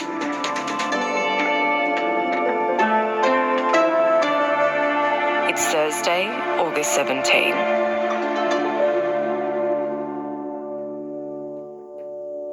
Rick, you probably thought you were done with stories about dodgy debts at Centrelink for a while after you did all that reporting on the Robo-Debt Royal Commission. And then, without a lot of fanfare, this report is released. Can you tell me how you came across it and what your reaction was? Yeah, so I was working on a completely unrelated story, and this joint statement between Amanda Rishworth and Bill Shorten, the two ministers in charge of social security and government services, was lobbed in my inbox, and it was a response to the Ombudsman, and I had no idea what was going on. I didn't even know the Ombudsman was working on anything. And then all of a sudden, quietly on a Wednesday, this report just slips out. And really what it was saying was that Centrelink was using a type of income averaging, but not the same kind, I guess, used under Robodebt, but for a different reason. And it was using it to assess payment rates for people on Centrelink, and it was doing that to raise debts from people, and those debts may be inaccurate. So I guess if you've spent even half a second looking at Robodebt, a few klaxons start to sound, and I knew that there was obviously more going on behind the scenes there. And can you give me an idea of just how significant this is? Like how many people are caught up in this practice? I'm being very conservative here, but we're talking at least hundreds of millions of dollars worth of debt. So the Department of Social Services and Services Australia says maybe 100,000 people so far that we suspect. Yeah, but those people that lost their place to live, rent, couldn't rent anymore. With the missus, couldn't do the renting. Punch up. Been subjected to this, but we don't actually know the full. Some people got thrown in the bin, or some people got. You got to live with your family, or fuck up. I can't. You can't pay your rent. They forgot to help him out, or something not nice. No, thank you. Something stuff. Somewhere, fucking, they were manipulated. Fucking them. They got rich. The government's rich. The fucking Americans, their dollar. They come bring your shit over here, man. We'll buy your fucking. Everything's fucked up now. You're blowing us up, man. Help us. We love.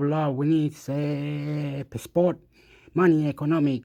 We protest. We love you. And a few. We love you. Klaxons start to sound, and I knew that there was obviously more going on behind the scenes there. And can you give me an idea of just how significant this is? Like how many people are caught up in this practice? I'm being very conservative here, but we're talking at least hundreds of millions of dollars worth of debt. So the Department of Social Services and Services Australia says maybe 100,000 people so far that we suspect have been subjected to this, but we don't actually know the full number. And when I was talking to other experts subsequent to this report, it seems likely that we're talking about hundreds of thousands. And another thing, we're running out of money. We can't have Commonwealth Games. We can't have this. We can't have that. Too much. The World Cup, you think the World Cup was good? I don't know. They're debating that. I don't know. Maybe 20,000, 100,000, 1 million, no, blah, blah, blah. Maybe.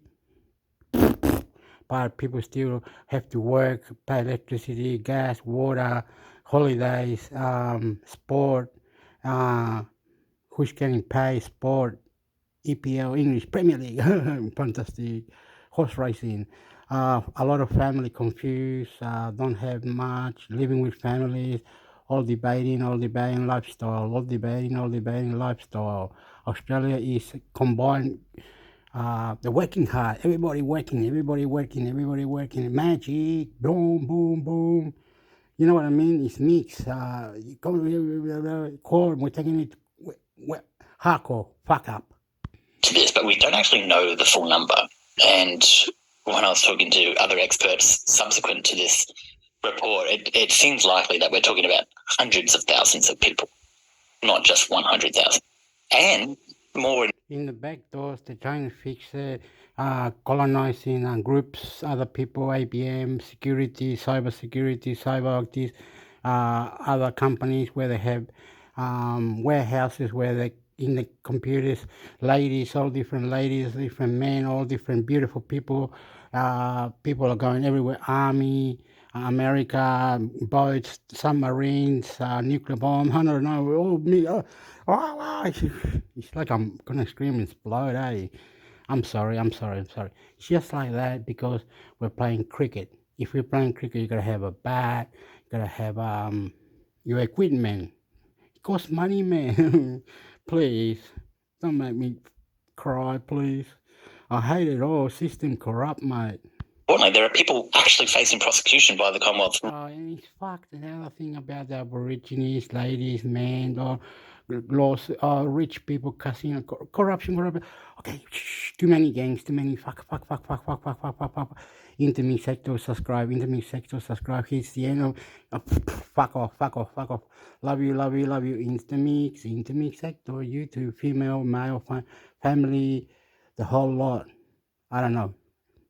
Thank you. Into me sector, subscribe. Right now, on Fuck you. charges related to this kind of dodgy calculation method that Centrelink used on their debts. And before we get to those prosecutions, it is to me sounding very much like deja vu here, because you're saying it's sort of like robo-debt, but not quite the same. Can you explain to me in a bit more detail why or how it's different from robo-debt? What were the mechanics of this? So just to be clear, the phrase you need to remember is income apportionment. robo-debt was a discrete program that began in 2015. It was devised to literally hunt for debts, and it used this dodgy mathematical concept of income averaging to guess a debt. Income apportionment uses the same mathematical concept. Where someone earned money in an odd way that didn't align perfectly with each. Yeah, but they opened a mechanism that was on the website like a box, and they brought it over like an AI after that, and after they created a group of people to sit around to mechanism in the middle to hit hub it, patch it in, or do the back work, and so it can create money to come in here. And when you go into that box, into the website or the AI, it'll be just saying every machine was ticking like this, and the number was going ticky. Everything, the whole wealth on this casino match ticky. The machine was AI or some from app or something that ticky was making millions and millions ticky. Incredible. Credit money was coming in. Ticky. I put it in my bank. I steal the money. I kill the money. I do. Ticky. Then they created a machine of that, and I were thinking, in the casino, the politician could create a box or any box, money box, or whatever, the lawsuits or robots or AI or anything to come in and be a millionaire and convert taxes, how to fix the country, cultivate the country. Things go wrong, things go bad, families, domestic, mental health, guns, army, politics, everything connected, fantastic. I'm beautiful, I will gym, fight, work, love. Intimate sector, YouTube, female, male, love you, into the church. Income apportionment uses the same mathematical concept. Where someone earned money in an odd way that didn't align perfectly with each Centrelink fortnight, Centrelink officers and debt review officers, etc., had to basically figure out when you earned that money down to. Wait up. Wait up. This is, please, this is going to take forever. Míralo, mira, en 22 minutos, the battery is low, and this, wait up. The people has to be citizen of the country or something. The people might not want to be married. People can be single, but there has to be sponsors how to become citizen of the country. Pick the right area. We're playful, fantastic. Look around, pick the right areas. What's another one for like pick the right areas? Work in the farms in the right areas. Cultivate your mind in the right areas. Go the right, investigate, move it in the right areas. No, it's not like they're saying, no, because it would be rude if some Asian lady or an American they wanted to meet up somewhere and they wouldn't be let in the country or something from the security in the airport. What do you call it? That show, Social Security show. Well, anyway, and they had plants in there. They couldn't bring the fish. They got a big fine, like blah, blah, blah, blah, blah, blah. They couldn't meet up and they couldn't stay. They didn't have it. So the security show on the airport, it went bananas and everybody got taken back home. One back to America, another one back to Asia, wherever it was. Anyway, then another one, German lady could not get in because the boyfriend wasn't there. She didn't know how to get in and passport wrong and all this. But I don't understand it, You have to pick, choose, Google it, put your mind, plan it, create it, and you can come and go home with $5,000 and whatever you want, win the money. I'm crazy. Fuck up. With each Centrelink fortnight, Centrelink officers and debt review officers, etc., have to basically figure out when you earn that money. Yeah, another one, if you go to jail and we want to bail you out so you can go quicker to your country, like if you want to just bail out, plankton, all that, I don't know what I'm saying. You have to be citizen of the country. You can't just earn what you want or whatever it is. No. Many Europeans came early in the 46, 47, 48. No. There's rules, allegations. No, it's naughty. Security, China's got rule, everyone's got rule. They need to say something. What day you earned it on, and so they would just divide these pay slips by whatever number of days were in the pay cycle. And so how to live a lifestyle beautifully. I don't know what you do. Think where you want to be, how you want to be 10 years from now. Lifestyle. What is the meaning of life? Evenly split it out over these fortnights. You are so beautiful. Kissing you. Fortunately, what happened was that they would often do that over more than one fortnight, and the law did not allow for that. So mathematically, it's exactly the same. It's income averaging. Beyond that, it gets very technical, but all you really need to know is that Centrelink was trying to fix the problem with what the law told them they had to do, and they did that with inappropriate data. Senator Patrick. Thank you. Just to follow on from that questioning, thank you. This issue was first raised, I guess, publicly in Senate estimates at the end of 2020 by the then independent Senator Rex Patrick. How is the debt calculated if best available information on a person provided is only pay slips, and those pay slips don't specify the exact dates they worked during the payslip period, and the person's pay slips don't match the reporting period. So this is... And of course, we've got the same people in charge of Social Services and Services Australia at this point in time that were involved in Robodebt. And so ever since the Senator raised these issues, both departments, Social Services, Services Australia, have been running around behind the scenes very quietly trying to figure out what is happening. How do we fix this? Is this a legal problem? And it has taken them a very long time to come to any sort of consensus, and a very long time, I might add, to actually tell someone external to themselves, hey, we might have a problem here. Right. And you've spoken, Rick, to people from Services Australia about this. And I guess a really crucial question is, did staff at the time know that this was going on, that they were raising debts using flawed calculations? Because I think that was one of the most shameful parts of Robodebt, that there was knowledge by management that the scheme was wrong, but they told staff to carry it out anyway. Is that what happened here too, or is that not as clear? It's not as clear in this case. I mean, what we do know is that there was a fetish for using inappropriate data to solve a problem. Now, the problem in this particular case was, well, how do we fit these unaligned or misaligned pay fortnights or pay months with the Centrelink fortnights? How do we smooth that out? And so they interpreted a part of the legislation without looking then at the section which says you can't do this out past the fortnight.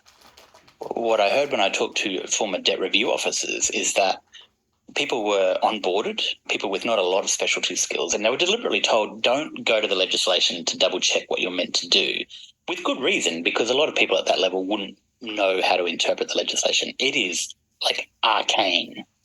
However, they were told to look at the operational blueprint, which is kind of the guidelines for how to interpret legislation so they could do their jobs. And those guidelines were being written and informed apparently by policy experts within the department. Any kind of update that might need to be fed through to those guidelines was being done by this really smart team in Centrelink. Now, unfortunately, what we know is that that wasn't happening. And Robodebt taught us.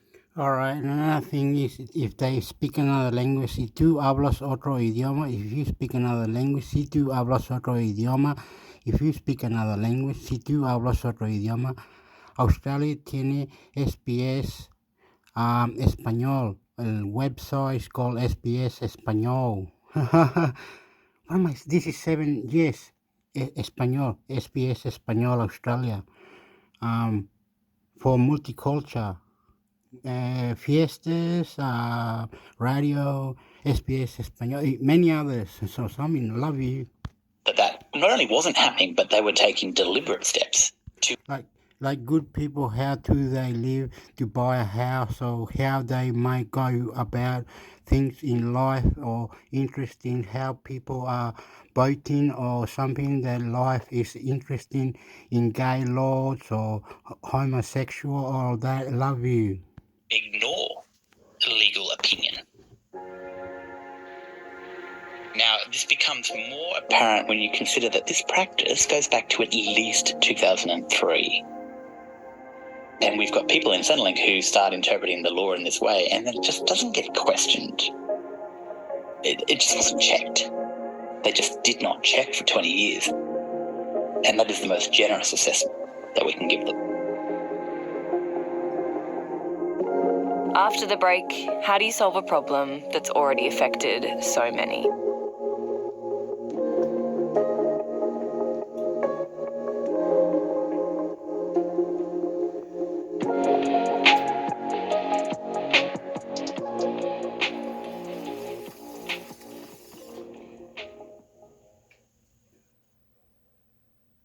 Hi, I'm Emily Barrett, Managing Editor of The Saturday Paper. Every week, I work with our writers on journalism that often ends up as part of the news on 7am. But there's much more to The Saturday Paper than what you hear on this show. There's commentary, arts coverage, food, fashion, science, and health. To get the most from Australia's leading independent newspaper, subscribe at thesaturdaypaper.com.au.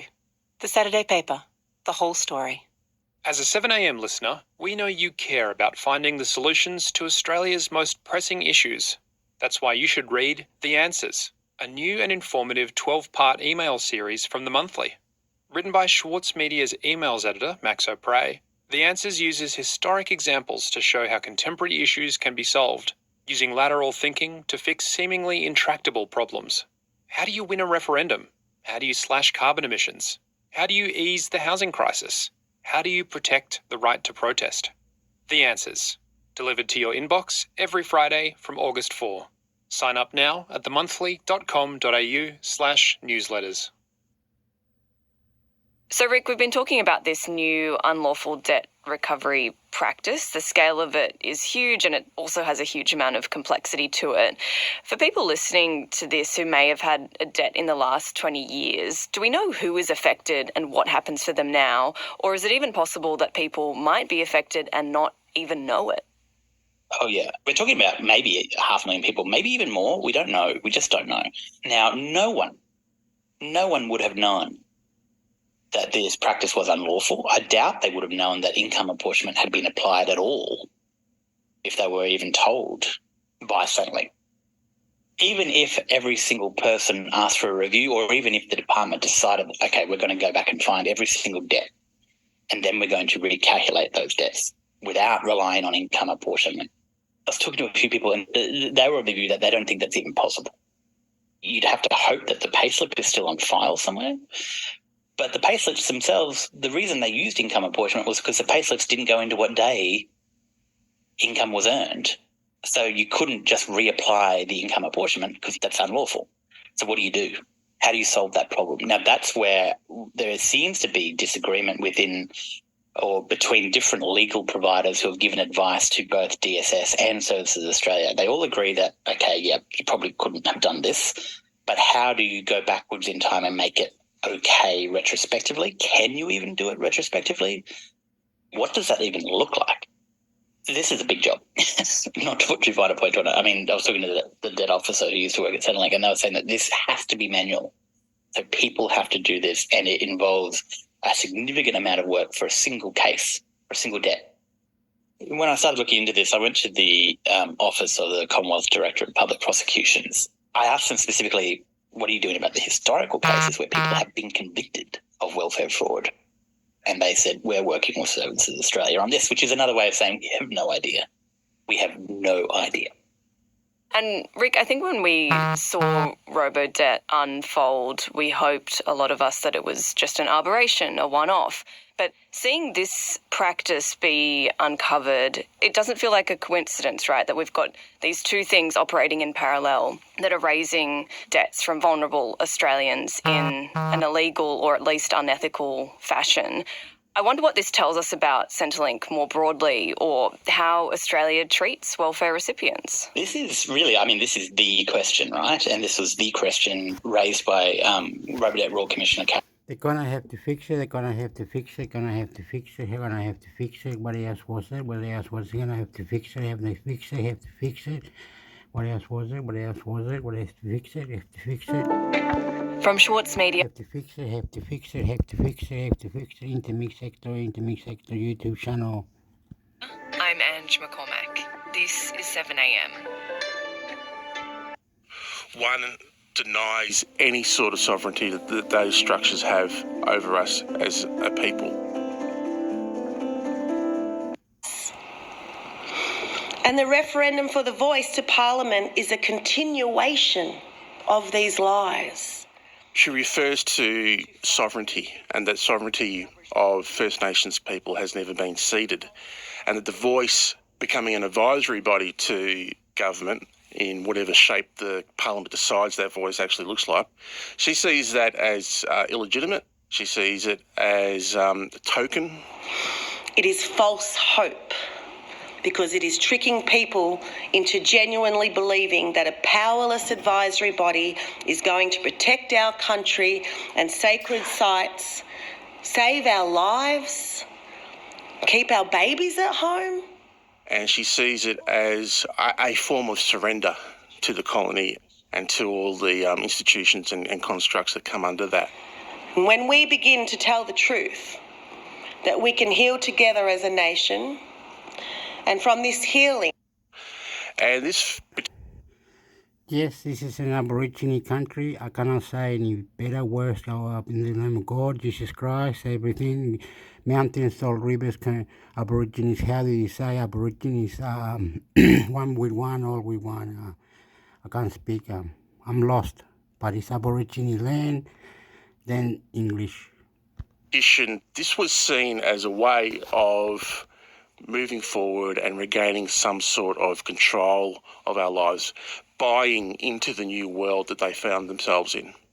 And so in 1887, they wrote a petition to Lord Barrington, and it was eventually agreed to by the New South Wales government through the Protection Association that that parcel of land would be given to the people of Maloga at a place that the people of Maloga would end up calling Kamragunja, which means our home in Yorta Yorta. Right, and so the government... To the people... Daniel, let's talk a bit more about history here, because history is really at the core of why people like Senator Lydia Thorpe are opposed to the voice. What do you think about when you think about the history of Indigenous peoples trying to reach a settlement with the Australian government? Well, I think back to my own people's story, the Yorta Yorta people, and a thing called the Maloga petition. Maloga was an Aboriginal mission set up by two missionaries, Daniel and Janet Matthews. And this petition, dating back to 1887, was one of the first formal approaches to the colony of New South Wales, and in particular the Governor of New South Wales, Lord Barrington at the time, requesting a small parcel of their own land, the Yorta Yorta people's land, to clear, to work, to produce wheat, to have cattle and sheep to graze upon, recognising that this 1887, that's probably less than one lifetime after first contact. And the decimation through things like massacres, murders, but in particular disease, things like smallpox, had absolutely decimated the community up there as it had elsewhere. You add to things like alcohol and the rapes that were often occurring between white men and Aboriginal women and girls. And this petition, this was seen as a way of moving forward and regaining some sort of control of our lives, buying alcohol and disease and life. It would be the fear that everyone would be looking to go, oh, well, look at all these accolades for journalism. Finally, Sales has done something completely crap and now we can all beat the living shit out of it. On this week's episode of Read This, Lee shares what a life of journalism has taught her about storytelling in all its forms and why she can't help but be tempted out of it. On this week's Lee Sales has the start of a novel in her top drawer, but will it ever see the light of day? Part of it for me would be the fear that everyone would be looking to go, oh, well, look at all these accolades for journalism. Finally, Sales has done something completely crap and now we can all beat the living shit out of it. On this week's episode of looking to go, it says, is the start of the conversation, not the end of it.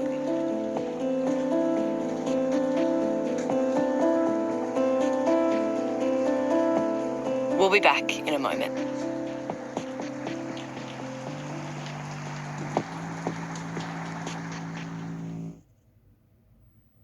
Lee Sales has the start of a novel in her top drawer, but will it ever see the light of day? Part of it for me would be the fear that everyone would be looking to go, oh, well, look at all these accolades for journalism. Finally, Sales has done something completely crap and now we can all beat the living shit out of it. On this week's episode of Read This, Lee shares what a life of journalism has taught her about storytelling in all its forms and why she can't help but be tempted by trying something new.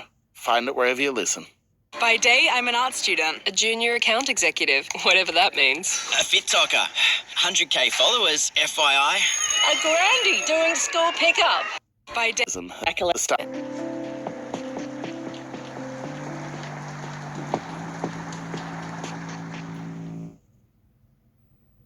Lee Sales has the start of a novel in her top drawer, but will it ever see the light of day? Part of it for me would be the fear that everyone would be looking to go, oh, well, look at all these accolades for journalism. Finally, Sales has done something completely crap and now we can all beat the living shit out of it. On this week's episode of Read This, Lee shares what a life of journalism has taught her about storytelling in all its forms and why she can't help but be tempted by trying something new. Find it wherever you listen. By day, I'm an art student. A junior account executive, whatever that means. A fit talker. 100k followers, FYI. A grandie doing school pickup. Maybe not someone you imagine as an investor. Or trading with a tap of the CommSec app. Or investing in international shares. But with the CommSec platform that over 2.5 million Australians rely on, we can. Search CommSec to get started. For all the ways Australia invests. Consider the T's and C's and the fees and charges before making a decision. Daniel, let's talk a bit more about history here, because history is really at the core of why people like Senator Lydia Thorpe are opposed to The Voice.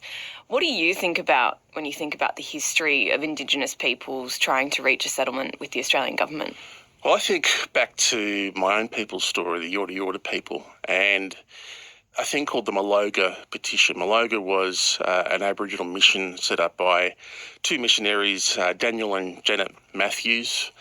And this petition, dating back to 1887, was one of the first formal approaches to the colony of New South Wales, and in particular the Governor of New South Wales, Lord Barrington at the time, requesting a small parcel of their own land, the Yorta Yorta people's land, to clear, to work, to produce wheat, to have cattle and sheep to graze upon, recognising that this 1887, that's probably less than one lifetime after first contact.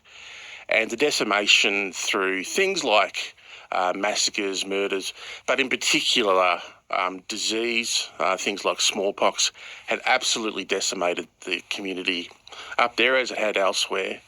You add to things like alcohol and the rapes that were often occurring between white men and Aboriginal women and girls.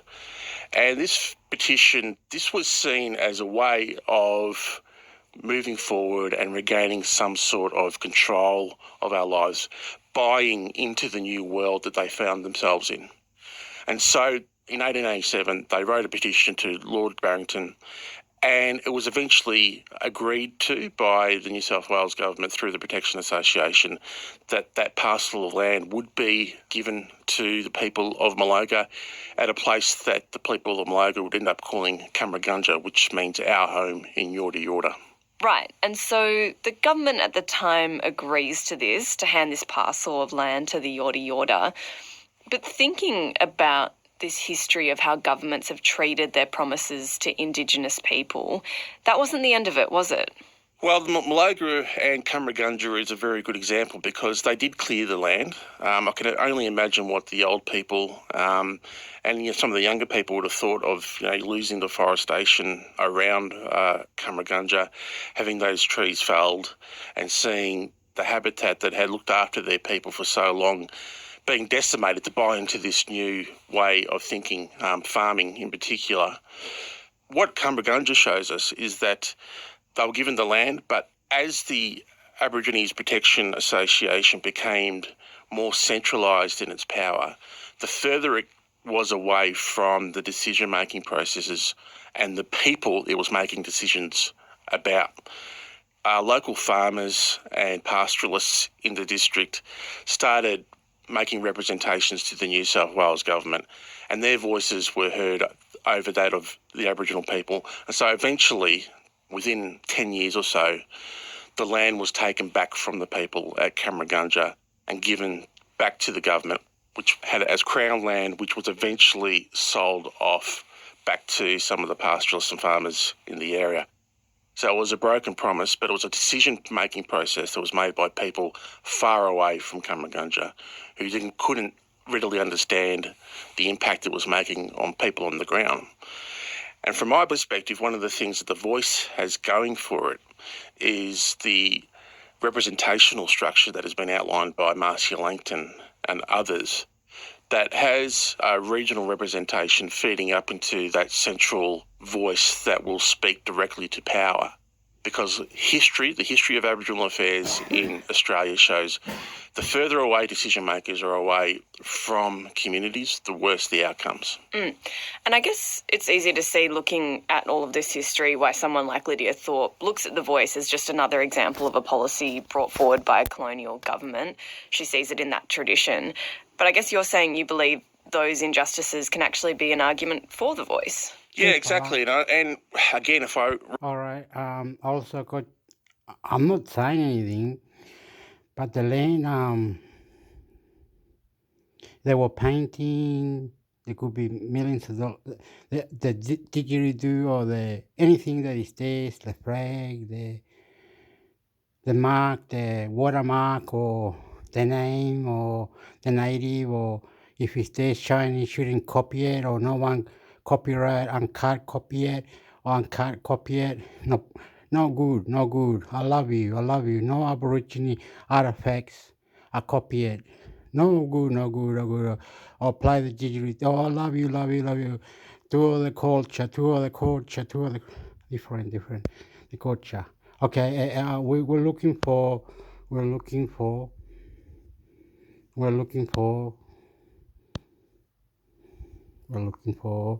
ready?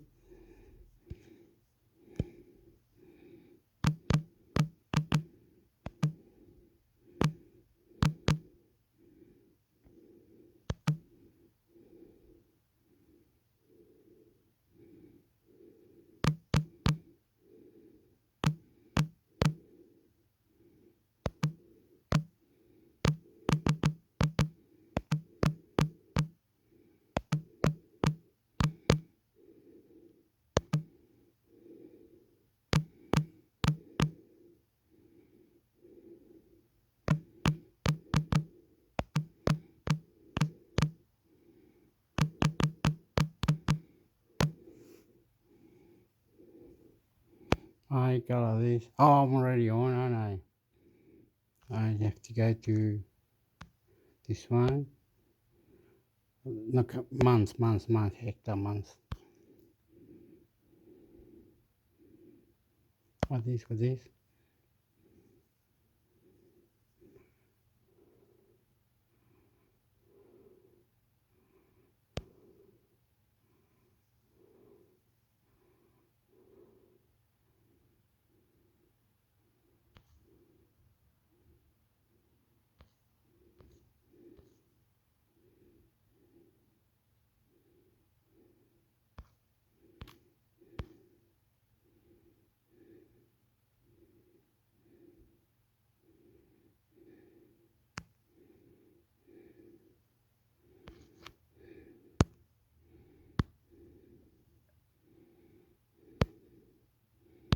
The Voice must make a conservative case to win the Spectator Australia.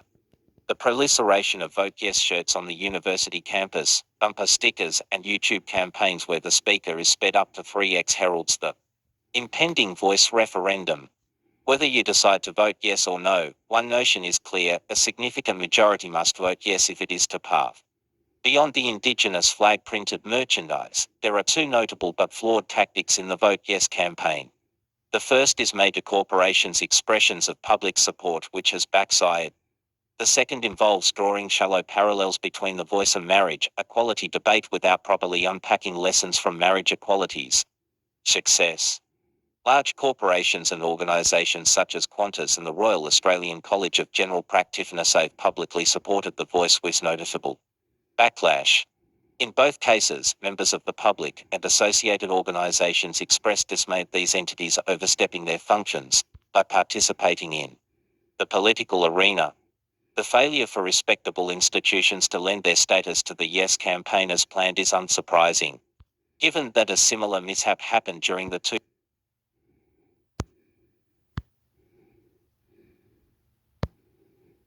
The Voice must make a conservative case to win the Spectator Australia. The proliferation of Vote Yes shirts on the university campus, bumper stickers, and YouTube campaigns where the speaker is sped up to 3x heralds the impending Voice referendum. Whether you decide to vote yes or no, one notion is clear: a significant majority must vote yes if it is to pass. Beyond the Indigenous flag printed merchandise, there are two notable but flawed tactics in the Vote Yes campaign. The first is major corporations' expressions of public support, which has backfired. The second involves drawing shallow parallels between the Voice and marriage equality debate without properly unpacking lessons from marriage equality's success. Large corporations and organisations such as Qantas and the Royal Australian College of General Practitioners have publicly supported the Voice with noticeable backlash. In both cases, members of the public and associated organisations expressed dismay at these entities overstepping their functions by participating in the political arena. The failure for respectable institutions to lend their status to the Yes campaign as planned is unsurprising, given that a similar mishap happened during the 2020 election when a leading science journal Nature endorsed Joe Biden. Arthur Lupia 2023 found that against the background of Nature's political statement, people's candidate preferences did not change. However, Donald Trump supporters showed reduced confidence in Nature's and the scientific establishment's capacity to provide scientifically found, unbiased information.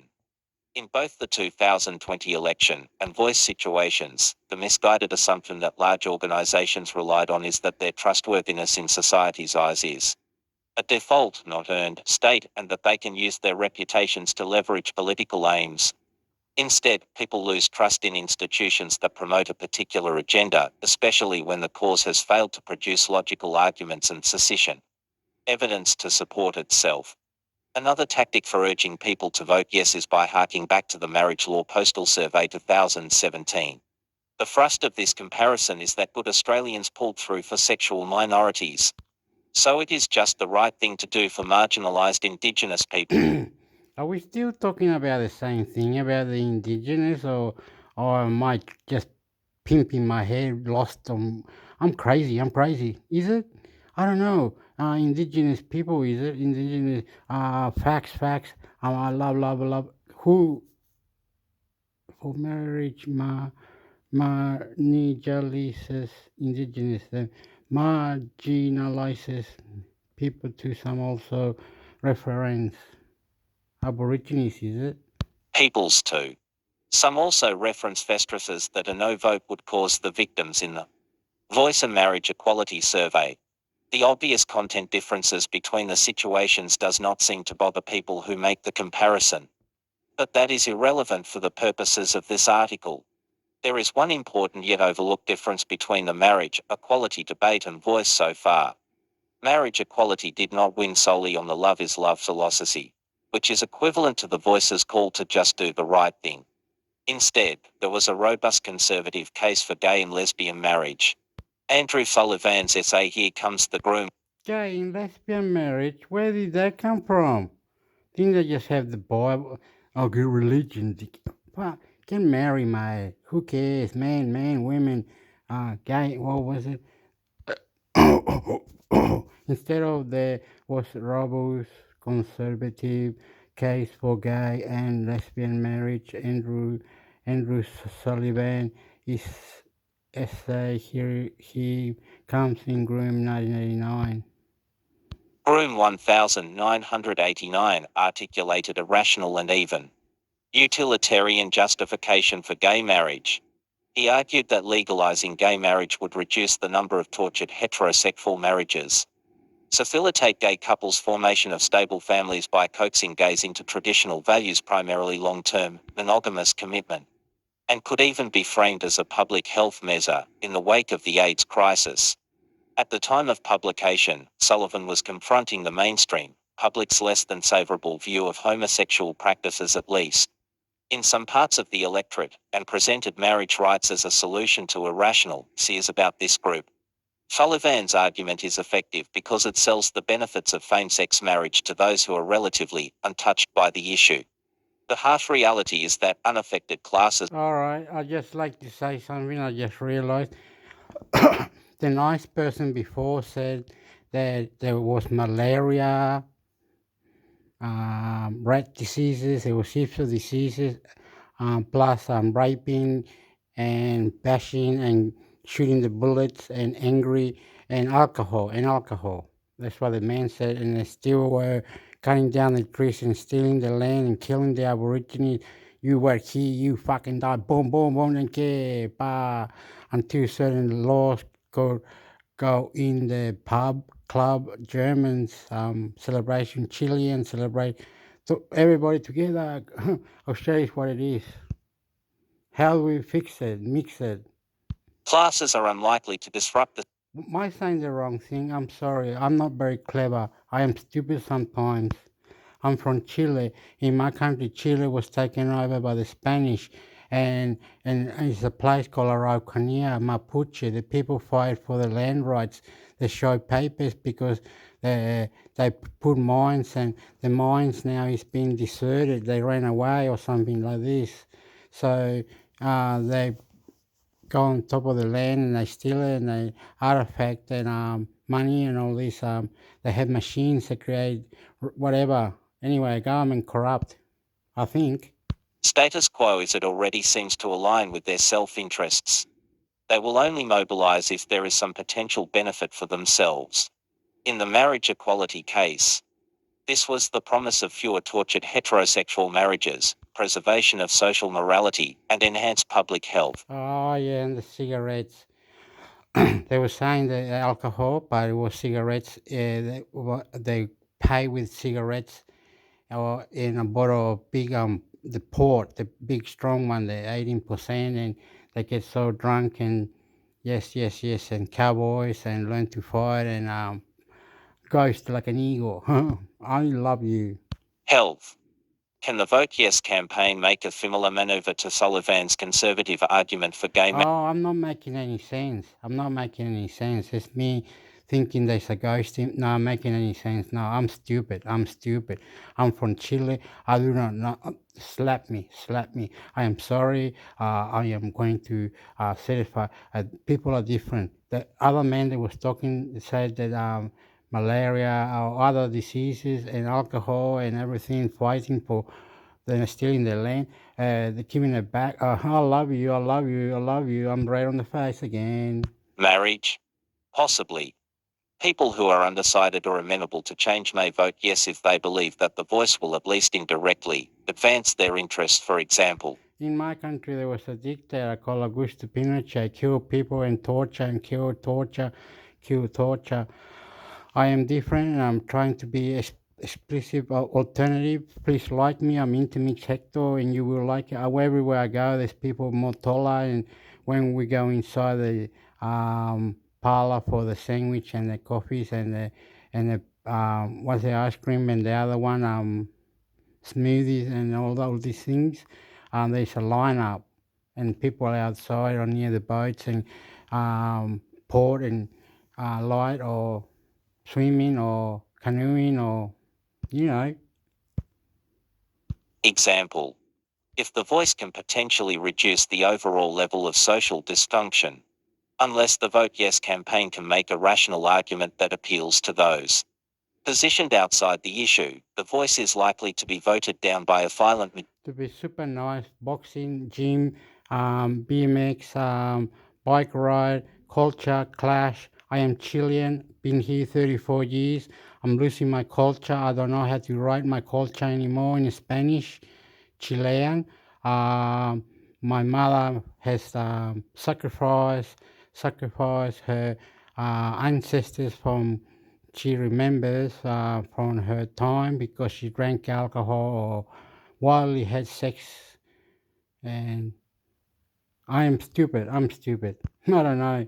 I'm stupid. I'm stupid. I don't even know what I'm saying, mate. I don't even know what I'm saying. But I know very well that we are in a better place, and I'm stupid. I'm stupid. I'm stupid. I'm stupid. I don't know what I'm saying. My country got taken over.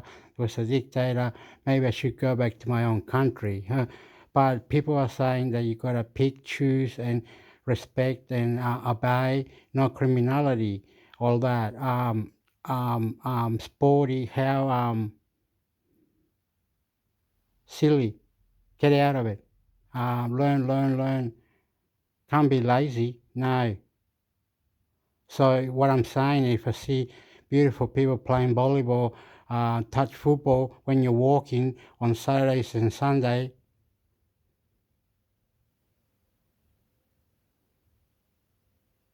Hector, what happened? What happened? Oops, sorry. What was I talking about? That you see the touch football and tag and I'm about to cry. No. All this, no, I'm not doing it. Majority on the referendum date. So far, the Yes campaign does not have a solid rational or conservative case. For example, Andrew Bragg has been noted as one of the few Liberal MPs who support the Indigenous voice to Parliament. However, it is unclear if he has any alternative, rational argument in favour of the Yes vote. Merely affordances that the voice will not be the slippery slope to bureaucratic chaos and judicial activism that fellow Conservatives fear. No number of Vote Yes t-shirts or insinuations that no voters are ultra-religious homophobes will win a majority Yes vote. Only a rational argument about the voice's overall improvement of Australian society will give the Yes vote a chance to succeed. The chances of achieving the required majority are slim as Vote Yes campaigners insist on appeals to social justice morality which repel many people and ad hominem attacks against the Vote No proponents. In a proposal as momentous as The Voice, Australians deserve to hear the most robust cases for both the yes and no cases. I suspect there are many people who intend to vote no but are willing to revise their beliefs as appropriate evidence arises. So here is the challenge to Vote Yes supporters: convince them. You can sign Francis on Twitter at @Franson3.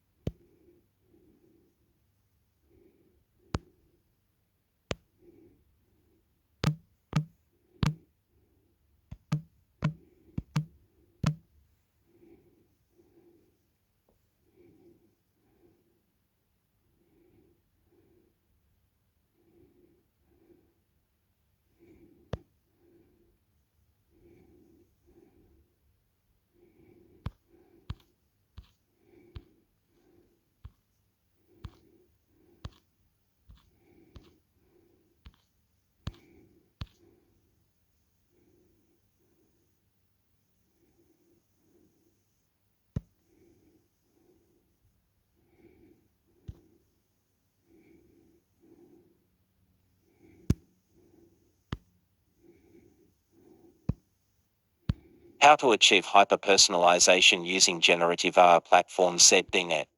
In a world driven by constant connectivity, online experiences need to be more personalized than ever before.